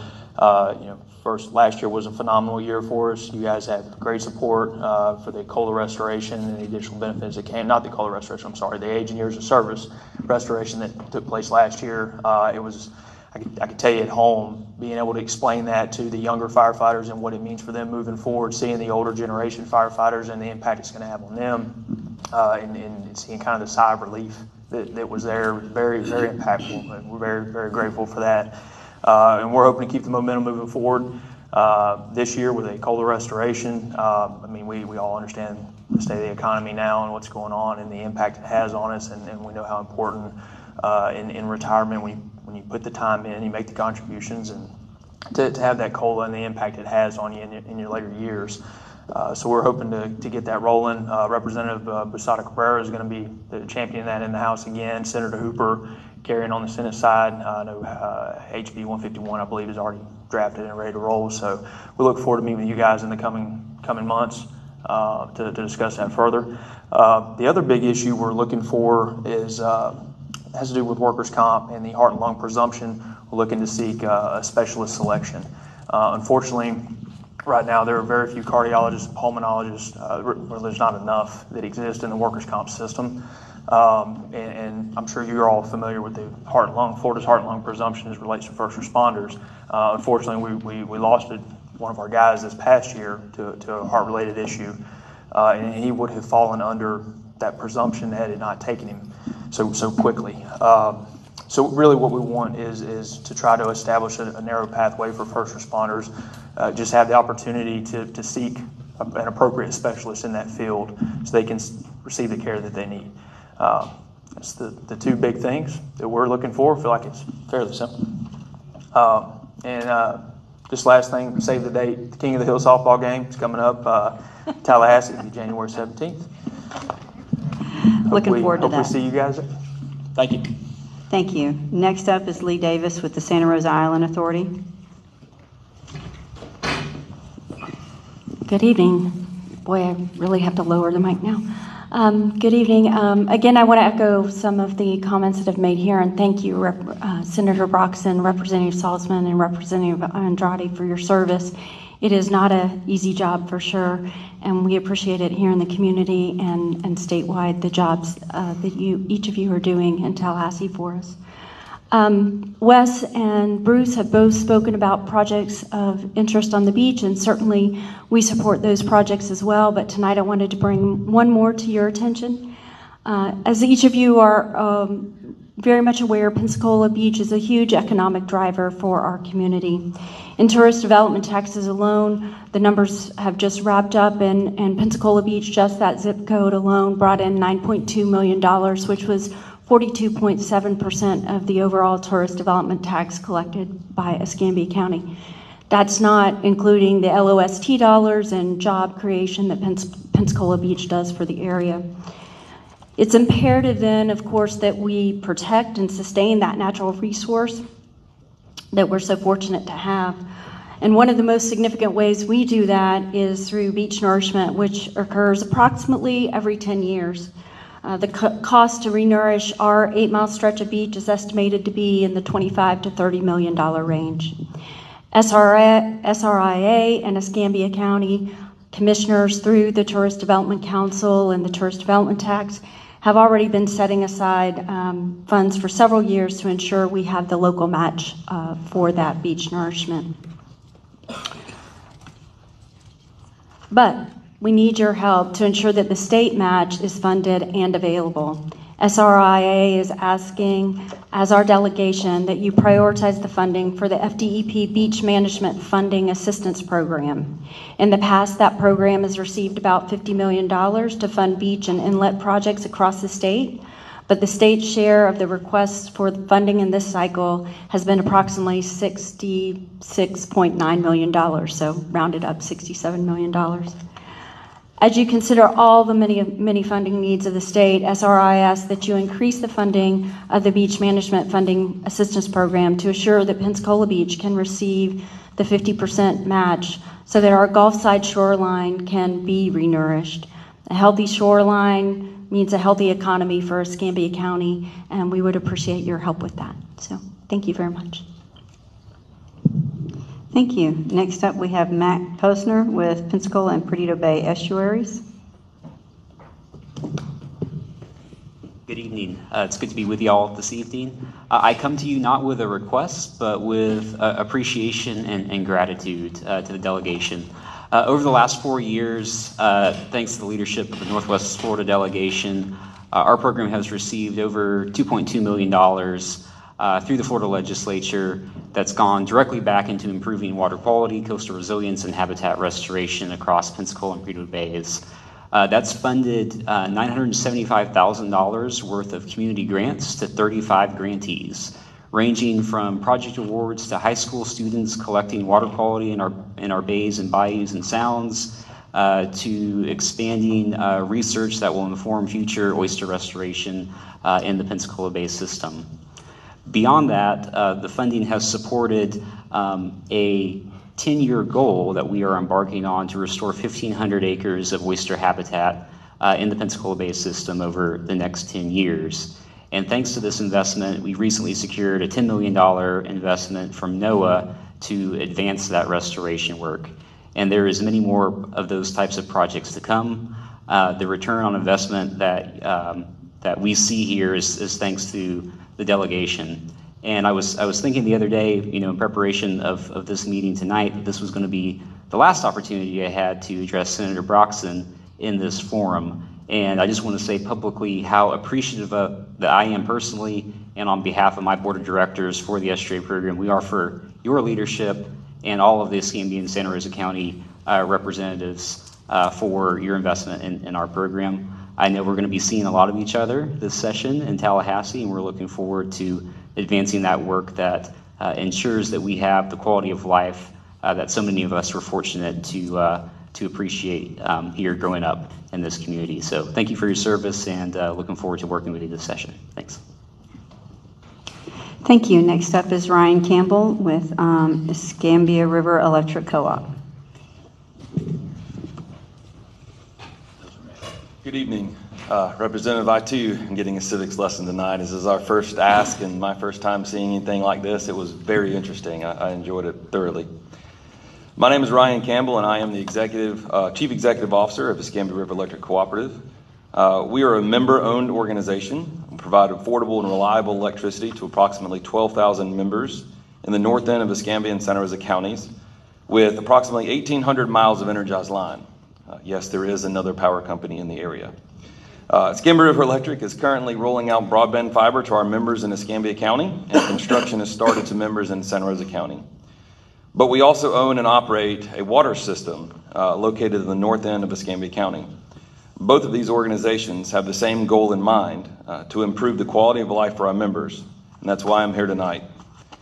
EREC Water System has approximately 1,600 water members. We're requesting funding to help us with 4 very important water projects, of which you have been provided detailed descriptions. For summary purposes, Project 1 is replacing approximately 14,300 linear feet of water pipe containing asbestos in the current pipe material to provide safer drinking water. While I know the word asbestos sounds scary because of the law firm commercials, there is no danger while the pipe remains wet. Still, changing out this is the right thing to do for future water quality. Project 2 is the purchase of 4 emergency generators to be connected to the main water supply well pumps. This will provide redundancy and reliability during times of disaster. Projects 3 and 4 are to make improvements and upgrades to for better operation of the water system. These projects consist of the replacement of current meters to automatic meters and the construction of a new potable water well to replace a well that is actually running dry. Our members very much appreciate your consideration in the upcoming legislative session, and I look forward to working with you.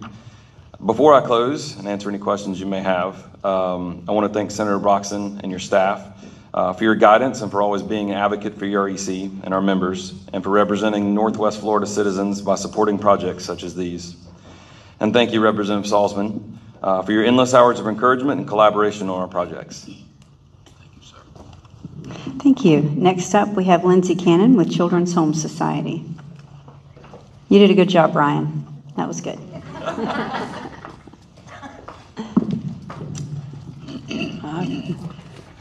All right, well, good evening, Representative Salzman, Senator Broxson, Representative Andrade. It's great to see you all. On behalf of Children's Home Society, we want to say thank you. Thank you for the $11 million appropriation for community partnership schools this last session. Your support allowed us to locally to stabilize our community partnership school effort at Pine Forest High School, which is going fantastic. Not only does this funding support that, but it also supports 36 other schools throughout the state, including our beloved C.A. Weiss Community Partnership School. And the new funds will help not only to support the schools that we have, but potentially 8 new community partnership schools throughout the state. We, of course, are competitive up here in the Panhandle, so I've gone for another one of those grants. So we're crossing our fingers that Bellevue Middle School will be our next school in Escambia County. And we're doing that again, of course, with our partners, Escambia Public Schools, Community Health Northwest Florida, and University of West Florida. We have one other legislative ask for this session. We want to thank you again. Last year you helped us with the stabilization effort through our evidence-based programming, Healthy Families. That's been such an impactful program, from working with families that are young, families that might have had children later in life, but working to stabilize that family and keep them out of the child welfare system. It's a really integral focus of Children's Home Society. We ask you to look at those funds that you gave last year, in the amount of $2 million to stabilize that staff, to look at putting that in the reoccurring budget coming this year. We don't want to lose traction on what we've been able to do around the staff, because once you get them trained and they're good at what they do, you don't want to lose them. I want to thank you guys for all that you do for us and always supporting all of our efforts. Senator Broxson, we look forward to working with you a little bit longer. You'll definitely be missed because you've been a champion. So thank you. Thank you. Next up is Lori Rogers with Pace Center for Girls. I'd just like to remind the remaining speakers that we're running out of time, so if we could keep it down to 3 minutes or less, that would be great. Good evening to three of our favorite advocates. Thank you so much for everything you do for us. Lots of discussion about important business took place here tonight, but I just want to thank you for allowing us to do the important business of helping young women in our community find and be their best selves. So especially Senator Broxson, and I don't know what involvement you all had, but for getting our backs when it came to the ESSER funding. As you all know, the girls that we serve have significant challenges in their personal and family lives, which cause them to have some barriers to being able to progress through adolescence in a healthy manner. What we have been seeing is the long-term effects of COVID, because so many of our girls were not in school and then never returned to school. So those funds are really coming in handy in our ability to be able to put interventions and strategies in place, not only in the center, but through therapeutic services that we're providing to the public schools in the area. So thank you so much. Most importantly is to hear from one of our beautifuls. Good evening. Good evening, Senator and Representatives. My name is Maisha Dixon. I have been attending PACE for 8 months now. Truthfully, I can say I'm so grateful and thankful for PACE and their support and their resources, and furthermore, your support. And I just want to say in gratitude, thank you, and thank you for this opportunity. Very, very good. Thank you. Next up is Carolyn Grawy with Center for Independent Living, and then after her is Andrea Hinkle for Alzheimer's Association. Good evening, and thank you so much for the service that all three of you provide all the time for all of us in our community. And Senator Broxson, we are going to be very saddened when you're not there anymore. We know that others will follow and try to continue the great service that you provided during your time, and we appreciate that. The Center for Independent Living, as each of you know, works with and on behalf of people with disabilities. In your folders, you have information that's about the services that we provide and the services that we provide along with our state organization. Last year, appropriations from both the House and the Senate, as well as from the governor, allowed us to have $65,000 come to each of the centers for independent living throughout the state, which was less than $1, just a little bit over 50 cents per person that would have disabilities in our region. This year, the ask is for $100,000 per center throughout the state, which is still less than $1 per person with disability in the communities that we serve. We're hoping that that can become a recurring amount that would come our direction so that we can continue to help people stay in the communities. If you think for a moment, if it's your wife, your spouse, your daughter, your community friend or family member who might have that disability, who could be a person who might use a wheelchair, who's unstabilized and staying in their home, they can't get access to food or water or medications themselves, can't transfer out of their wheelchair themselves, and they're at home. And if they can't get to the services that they may need, that might lead for them to be institutionalized. What we are trying to do is help make sure people get the services and the care that they need in their communities so that we can cost our state less dollars, that people have more access to services in their homes. That's the purpose of those funds that we're looking at for the transition and diversion. We do lots of other things. We can be happy to talk with you all through session. Any questions that come up for any of your constituents related to disability, please send them our way. We're happy to help them. We're here. We provide services throughout all 4 counties on this western end of the Panhandle. Thank you so much. Thank you. Next up is Andrea Hinkle, and behind her is Donna Winterberry. Distinguished members of the Escambia County Legislative Delegation, I appreciate the opportunity to address you today.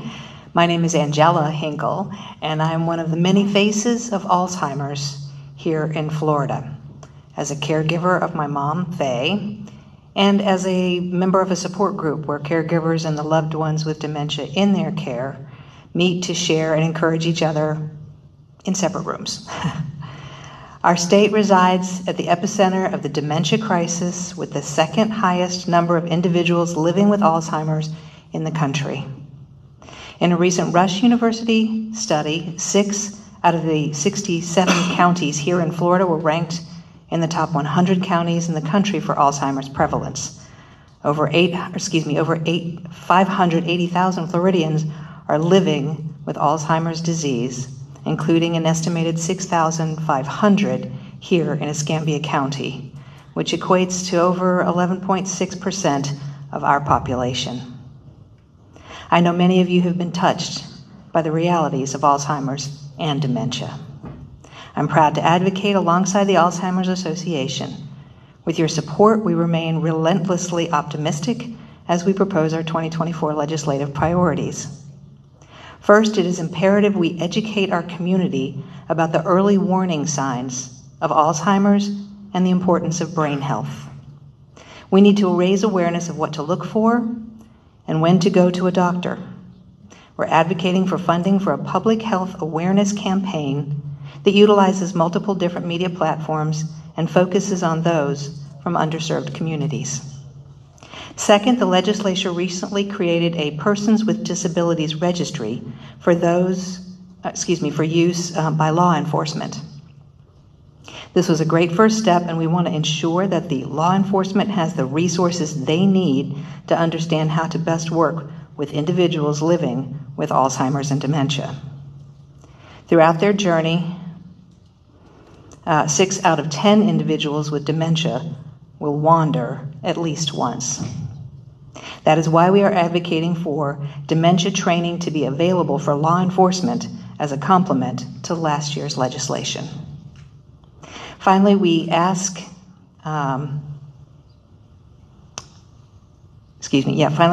the legislature to continue supporting the funding of critical programs for those in need, and this includes the Alzheimer's Association Brain Bus, respite, and research programs.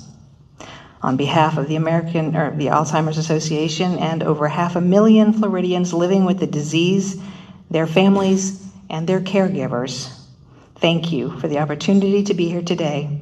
We'll see each of you in Tallahassee, February 13th and 14th for our annual advocacy days. Thank you for your time today. Thank you. Next up is Donna Winterberry with the Florida Dental Hygienists, and following her is Bob Tague for the Federal Inflation Reduction Act. We have 8 minutes left before 7:30. We'll see where we're at in just a moment. Is Donna not here? Well, that before the next person comes to the podium, I would like to move without objection to extend our meeting for 20 additional minutes beyond 7:30. Any objection? All right, so moved. We'll extend the meeting to 7:50 now. Sir, you're ready. Thank you. I'm Bob Teague, and thank you for all you do for all of us. Appreciate it. As part of approving the budget and appropriations, you're aware that the state of Florida declined to receive over $350 million in federal assistance and funding from the Inflation Reduction Act, or the IRA. Local coastal residents, vendors, and service providers in Northwest Florida feel left out. I'm a 72-year-old retiree. I'm living out my life on a fixed income in a small cottage that was built in 1938. My home is not insulated. It has single pane windows, is heated with gas, and my AC is more than 25 years old. I spent most of my retirement reserve on a new roof, everything that's required for the state of Florida to own a home here. The Inflation Reduction Act provides tax credits and monies to help residents reduce their energy expenses. I don't have sufficient income to purchase or finance a new heat pump or an induction stove or insulation and windows. For residents like me who don't have the income to qualify for tax credits, only direct financial support will help. The IRA also provides incentives and training for vendors and suppliers on major home improvement services. There are many Gulf Coast residents living in similar circumstances that truly need to apply for the IRA programs. The vendors and service providers in Northwest Florida would greatly appreciate from IRA sell-through as well. My question for each of you to answer today on behalf of all of the voters of Northwest Florida: will you insist on the Inflation Reduction Act programs to be approved and fully implemented for all coastal residents in the state of Florida? Thank you. I would like your answer. So this is you just come and provide comment. It's not typical that we would do dialogue here. It's on the record. Thank you very much. You're welcome. Thank you for coming. We appreciate your voice. Rainey Richard? Rainey Richard? Climate Action? Are they here? Okay. Sarah Seta or Seta? Seta. Seta. Sorry, I did not mean to pump that like that. Thank you very much for letting me come here and speak with you. And thank you very much, Mr. Andrade, for extending the meeting by another 20 minutes or so. I would have been very upset had I been cut. And I want you to know that I thank you very much, which is a very big thing, considering our last conversation. So, thank you very much for letting me speak with you at this legislative delegation meeting. I'd like to bring up the FPL Northwest Florida topic and inform you that the citizens, residents, and account holders in Northwest Florida are quite upset over this FPL takeover. This has been a topic for over 2 years that we've been talking about and explaining and trying to get someone's attention on. So now maybe I'll get your attention. I am sure you've heard by now that low-income residents using governmental programs to rent a home cannot pay these high bills and are being evicted by the terms of the program that they are part of with the government standards. They are becoming homeless. Some are living in their cars. I am sure you've also heard by now that retired seniors and elderly on fixed income, such as Social Security, cannot pay these high bills and are choosing not to purchase their medications, as well as turning off the main breaker to their fuse box just to keep the lights on for next month. And I'm also sure you've also heard that families with children cannot pay these high bills and are getting disconnected, which is causing CPS to get involved with their situations. I don't know all of the details on that. I'll let Legalese figure that one out for me. The Florida Public Service Commission has failed us. The Florida Public Service Commission has failed all of the people of Florida. What have you done, or what will you do to help us as our elected representation?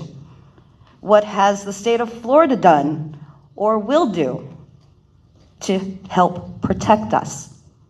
Some of us in the state will say not much on both topics. Some of us in the state will say that our elected officials have entered legislation into Florida Congress to hurt us even more. Is it proper that those other, is it proper, excuse me, let me ask that question correctly, is it proper that those other elected officials are allowing FPL to create homelessness and financially abuse our seniors and elderly. I mean, they are making record-breaking profits on our expense. And my final question, what will you, as our elected legislative delegates, officials, representatives, do if the Florida Supreme Court rules that the Public Service Commission acted improperly regarding FPL and FPL Northwest energy rates? We are so close to Alabama that I fear our representation will do similar tactics and not follow any Supreme Court rulings. We all deserve proper representation, not just lobbyists for big money people. Thank you very much. Thank you for listening to me, and I'm doing my best not to be angry over the FPL topics. Thank you. Thank you. You did a good job. Next up, we have Anna Dias with Northwest Florida Area Agency on Aging. Did I say your name right? You did, Thank you. Is a miracle, because most people don't. So thank you very much, and thank all of you for, gosh, I could echo a million things, but mostly I would say thank you for your endurance, for extending us out, for hearing us all so well, and representing us so well. Area Agencies on Aging, there are 11 of us across the state, and we're the advocacy for our local older adults. We're also the administrative agency, and you know all kinds of things about administration. We're not the front runner, but you know our Council on Aging of West Florida is our lead agency who does amazing work in our community. So I come to say thank you for the way that the legislature has consistently supported older adults. Florida does an amazing job of evaluating what I think is one of our greatest resources, and it's my honor to serve them. So we're coming again asking for more money because there's a really great thing happening in Florida. Our older adult population grows. Some people might think that's a problem. I think that's an incredible gift. I think that means we're taking good care of our seniors and they're living longer. We also have a little bit of a population boom with our baby boomers, so that's coming. But those dollars are really well valued. So around $6,500 provides care for a senior to stay in their home. You're looking at close to $80,000 if they have to go to a nursing home. So we're really proud of the work that our partners do to keep them there. And I'm just really grateful for the way that you continue to value that. When you're looking at budgetary things, I know there are lots of decisions, and sitting in this room tonight, I cannot say that there are not amazing, amazing people who need money too, but I appreciate the continued value of the older adults in our community. Thank you for your time. Thank you. Next up is Defense of Democracy, Vanessa Reynolds. I'd just like to remind you that we have a 3-minute limit. Is Vanessa Reynolds here? Okay. Next is League of Women Voters of Florida, Paula Montgomery. Good evening, and thank you all for taking your time to listen to us. As I was coming in, I said, I have something for each of the people, and they said, I think the man was named Hal. Anyway, he said, just give it to him when you come up to speak. I'm here representing the League of Women Voters of Florida. The League is a nonpartisan, grassroots, statewide organization. We don't support any party or any candidate, but we advocate on issues after we study them carefully and come to consensus. This year we polled our membership statewide, and we are paying close attention to 4 priority issues that will probably come up in this legislative session. There are, of course, specific items under each one of these priority issues, but I won't go into all of that. I don't have time. But a lot of them are a little bit clearer in the handout.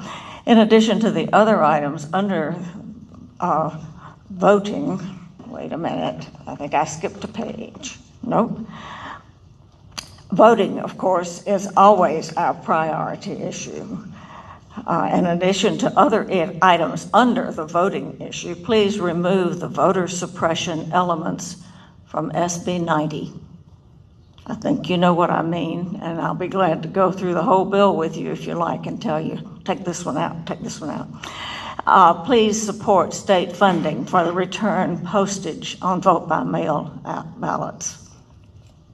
Under education, we support a curricular framework that has broad common standards developed by education experts, including historic mandates on teaching Holocaust anti-Semitism, African American history, and with all the associated messages of tolerance and understanding of others. Under the heading of reproductive health and justice, we ask you to defend against any targeted regulation of abortion providers, traps. These people we don't want them singled out, the doctors who provide abortions. We don't want laws singling out medical practices of doctors who provide abortions. Please defend against further taxpayer funding of the anti-abortion pregnancy crisis centers, which give out false information to people who come there for help. And we ask you to defend against the passage of any barriers to access to abortion. The fourth issue is gun violence. I think it's abundantly clear that we need to do something. In Maine this week, 18 people were shot down with somebody with an assault-type weapon.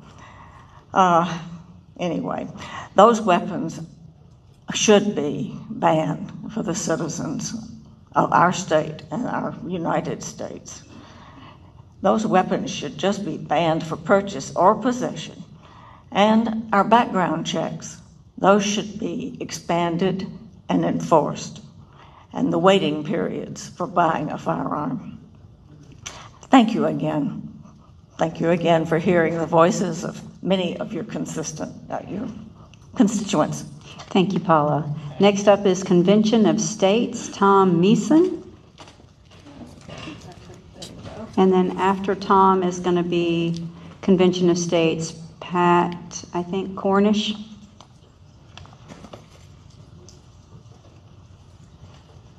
Well, I'm going to be quick. I brought my synopsis here. The two on that side have seen this already, and we'll probably see it again Monday. But what I want to point out is that our Constitution has been really changed since it was a pocket version.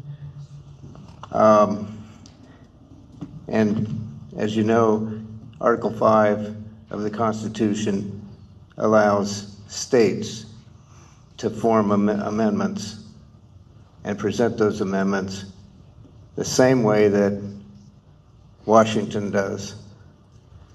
And then they have to be ratified by 38 states. We now have a group that is trying to push the rescission in all the states that have passed. So we're just asking that you don't cross that line and allow rescission. And that's it from me. Thank you. Next up is it Pat Cornish? Okay. And then we have, oh, sorry. We have staff that can get things from you. Thank you, Senator. Appreciate that. We have Timothy Greer from Wedgwood, Olive Heights, and Rolling Hills. Good afternoon. I'm going to kind of miss out on the preliminaries. I just want to say thank you first and foremost to Michelle Salzman. I think the last time we spoke was in legislation, and I came to Tallahassee to speak about the Wedgwood, Olive Heights, and Rolling Hills community dealing with water issues. I can say that we have not reached out and asked for any funding for the issues that are going on in that community, but I want to make sure that everybody understands clearly that Wedgwood is a community that's been there since 1948, 50s, before Marcus Point was in that area. And Marcus Point, everybody knows that's a nice area, plenty of money, but Wedgwood, being where it's located, is 117 feet above sea level.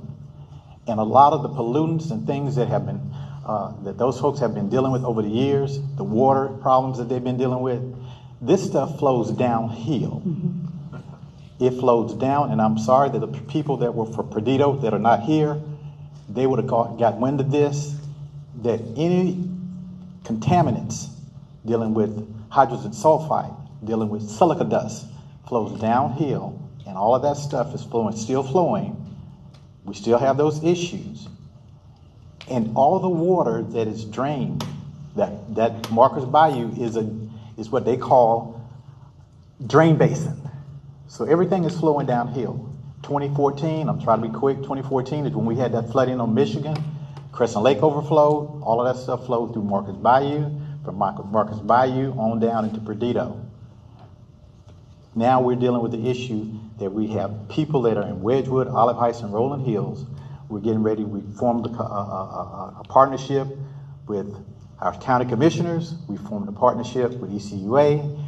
The Inflation Reduction Act, there's funding there. They're looking at nonprofits.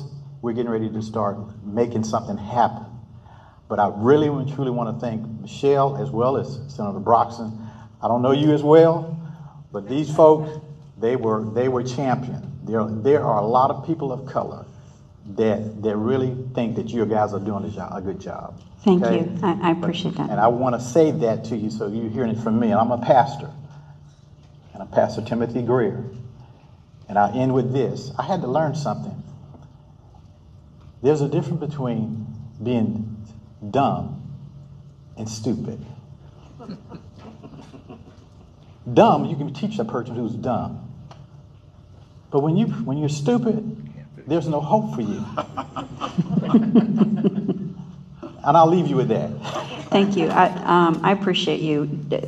You have good timing because I've been working with DEP and Commissioner May on trying to get funding to purchase Rolling Hills from the county. We've been working on it for a few years, as you know, and I think we're almost there. We're trying to get a liability waiver from the state, so there's no issue there. But we have a meeting tomorrow, and hopefully we can come up with some solid solutions. I know that Commissioner May has been a great partner in trying to provide some of that infrastructure, and I know that because we talk about it regularly, what's going on. But if I can continue to help, please let me know if I can do anything for you. But hopefully we'll get some good funding coming through this year. Next up, we have the Flood Defenders, Chris Kerb. How y'all doing this evening? Thank you for this opportunity to speak. I'm Chris Kerb with Flood Defenders Panhandle. My organization was founded and funded by the chairman of the American Flood Coalition, Jay Faison. You've met him, Representative Saltzman. Really interesting I got to speak after Tim, considering I know all about your flooding issues over there and the problems there. But anyway, I wanted to talk about homeowners insurance and risk. Homeowners insurance is skyrocketing. Policies are being dropped and priced out of affordability. In the last couple of years, legislation has put about $3 billion into trying to fix it. But as Commissioner Bergosh said earlier, we're not seeing it yet. Tropical storms and hurricanes reflect shortfalls in our drainage systems, much of which are local issues for action. And I'd like to thank you guys and DeSantis for in 2021 Senate Bill 1954, Always Ready legislation, put $650 million into resilience planning and infrastructure and $100 million per year for 5 years. That's $750 million. Notice $750 million versus $3 billion. Insurance versus risk. So we're having high risk because of high premium. We're having high risk. That's why we're having high premiums. So we got to reduce the risk because that's what I do is flooding. One of our areas of reduction is flooding, and how do you fix that? Well, FEMA is working on that. April 1st, 2023, they started with a plan that with our National Flood Insurance Rate Program, where they're using a pricing approach called Risk Rating 2.0. Well, that's something that American Flood Coalition said was coming in a blog in 2019. Congress recently passed legislation in December of 2022 called the Floods Act and the Precip Act. And that was in, I guess you can give thanks to the American Flood Coalition for their advocacy work for making that happen. The interesting thing about the Floods Act and the Precip Act is something that I've been working on here locally and with Department of Transportation. Precip Act is about flood rainfall data. Specifically, NOAA Atlas 15 will be new rainfall data that will be released for the Southeast region in 2026. Right now we have NOAA Atlas 14. It only goes back to 2012. And in Zone 1, the Northwest Florida Panhandle area, DOT has been using 1979 obsolete rainfall data since, I guess, since 1979, but in the last 6.5 years, they've specified both rainfall sources. Well, there's a difference in a 100-year, 24-hour storm. Sir, I'm going to need you to wrap it up. You're at 3 minutes. Oh, I'm at 3 minutes? Yes, I'm sir. sorry. I will email this to you. I always have more information than I have time to speak. And I always send it afterwards to the commissioners. They love me for it, too. Thank you. Next up is Mr. Gomez with Century. And then following him is Larry Downs Jr. And then the last speaker after that I have is Jackie Thorley. With 6 minutes left on the clock, I'm just going to inside caution and ask that we extend this meeting, move that we extend this meeting an additional 10 minutes to 8 p.m. Second. All right, without objection, we'll extend the meeting to 8 p.m. Sir, you're recognized. Thank you, Senator Broxton, Representative Andretti, and Representative Salzman. I just mainly came tonight to introduce myself. I'm the new mayor of Century, Florida, the most northern city in Escambia County. And Representative Salzman, I met her when I was acting president, the president of the city council. She came in and she pleaded her case to us and said she would represent us, and she has done this much. And I had the pleasure of seeing Senator Broxton in Century a couple of years ago when we was trying to do some infrastructure on our sewage treatment. So I really didn't come for any acts tonight, and I'm not as polished as some of the speakers. I just wanted to come commend the delegation on supporting us in the past. And we have a few issues. I've only been mayor for about a month, so I'm a little wobbly. But I do want to ask for your continued support and let you know that Century is open for business. We have just a few projects on the boards. I spoke with Ms. Salzman in the past. She does great work for our area. She was up there doing farm share, actually distributing food to our community. And Senator Broxton came in and was giving us some help when we had the issues with our infrastructure at our wastewater treatment. But I did want to say, I'm not asking for anything, but we do want your continued support. We have one main issue at our prison system. We only have 3 wells in the town of Century, and the one at the prison system is our largest revenue and our largest water and wastewater customer. So there's a problem at our well. Y'all helped us with the early first part of that money to reconstruct that well. And just don't forget us. Century's at the north end. We're open for business. And anybody that's busting at the seams in your community, come to Century. We'd love to have you. Thank you, sir. Thank you, Mr. Mayor.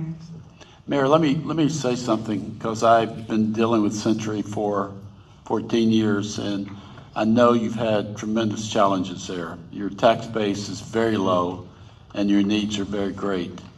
I can tell you that this delegation has doubled down on trying to help Century. Thank you, sir. I know that we did that at the end of session. We added some money for a road that had been washed out. Oh, yeah, I forgot. Thank y'all for Freedom Road Bridge also. but we really, we're praying for you. We know you have a big challenge. We want you to do well, but we know you're in tough circumstances. And I would hope that at some point, if things continue where it's a challenge to meet your budget, that you would consider a de-chartering Century so you could come under the umbrella of Escambia County and let them take their resources and help you with some of your major problems. I've watched it. I know you've tried, but we really need to have a bigger hand to help you get to where you need to be. So God bless you for being here, and we're doing the best we can under the circumstances. Thank you, sir, for having me. Next up, Larry Downs, Jr. Hello, Larry Downs, Jr. Hey, that preacher, he just said that there's a difference between being dumb and stupid. Well, I think I like to say that there's dum-dums out there, and my granddaughter's trying to teach me to be more nicer and not call them dum-dums and just say I like you, I love you, you're doing good. I think that's kind of where we are here in our country. I mean, the guy who come up here talk about the Inflation Reduction Act, hand out, how is that going to reduce inflation? I mean, we know that's silly. Inflation Reduction Act, hand out more money. Hold on.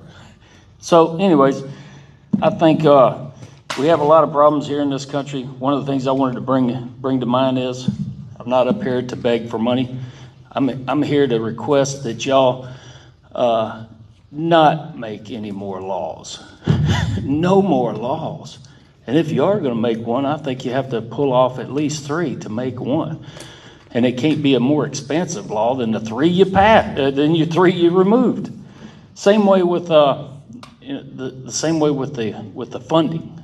I mean, we've got to get a hold of this. I mean, you can blame Florida Power Lighting, you can blame the insurance companies, you can blame everybody, but really the only people you can blame is yourselves, our government representatives, local, state, and federal. They're constant. Look at all these agencies that came up here, requesting more funding. Why are we having these problems? I can tell you some of it is piss poor parents. That's one of the problems. Y'all can't fix it. The government's kind of created it. I've still got a minute left. Let me go ahead and read something for you real quick. This could be a problem too. The foods, the waters, the potions, the pills, the concoctions, the injections, that could be causing some problems. I think it is. Y'all kind of know it. America takes 75% of the world's medications, and 7 out of 10 people die of chronic and preventable diseases.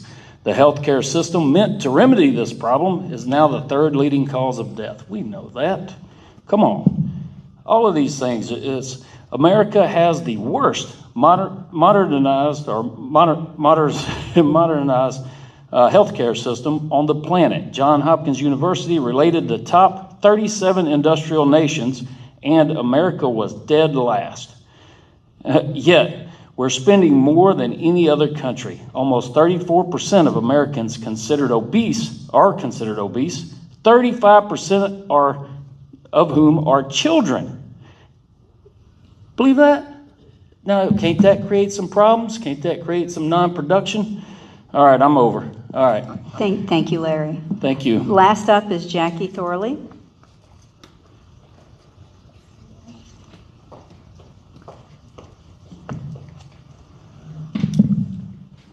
Hi, Senator, Representatives. Thank you for having me. I kind of signed in at the last minute. I was very surprised that only one person spoke about Florida Power and Light. My family was relocated here in March of this year, and the power bill that we have is outrageous, to say the least.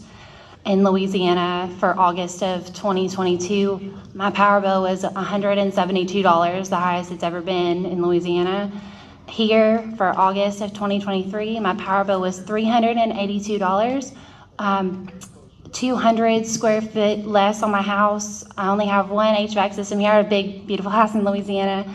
I just thought they all should know that it's outrageous. It's not only affecting low income, it's affecting higher low income and the lower middle class at this point. And I believe that that is a crisis that needs to be addressed, not just a problem, but a crisis. Thank y'all. Thank you, ma'am. We have Dr. Calvin Avant. Is that, sorry, sir, we don't have I don't know where the form is for him, but. We sent it out. It's good. We will take care of you, sir. Thank you. Just want to make, this is more of to make you aware of the Justice 40 initiative. For the first time in our nation history, the federal government has made it a goal that 40% of the overall benefits of certain federal investments flow into disadvantaged communities that are marginalized, underserved, overburdened by pollution. President Biden made a historic commitment when he signed Executive Order 14008 within days after taking office. And those federal the acts that are flowing, that the monies will be coming from, will be the Inflation Reduction Act, the Bipartisan Infrastructure Law, and the American Rescue Plan.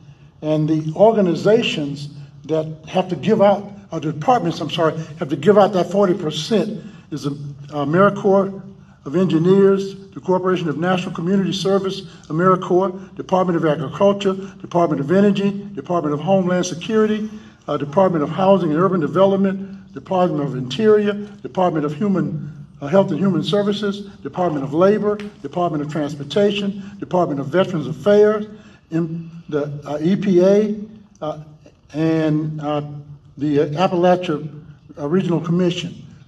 Saying that to make sure, because some of those funds are going to come to the state, and we want to make sure that those monies are used for what they're supposed to be used for. Because so often, we've seen in my time that funds come, but they don't go where they're supposed to go. This is, last year, we attended the UN International Climate Change Conference over in Egypt. And while there, Michael Reagan, who is the head administrator over EPA now, said that he sent letters out to every governor in the United States, letting them know that this money was going to be coming down the pipe, and that if they did not use it for what it was set for, they would not be receiving any federal funds from EPA.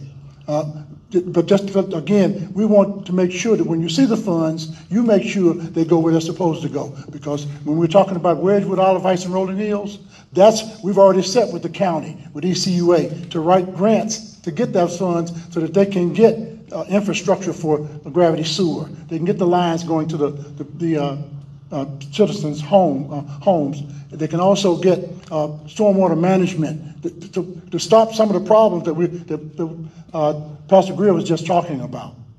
Thank you, sir. I appreciate it. That concludes public forum. Senator? I'd like to make a motion that we elect a chairman, and I'd like to nominate Representative Andrade. I'll second that.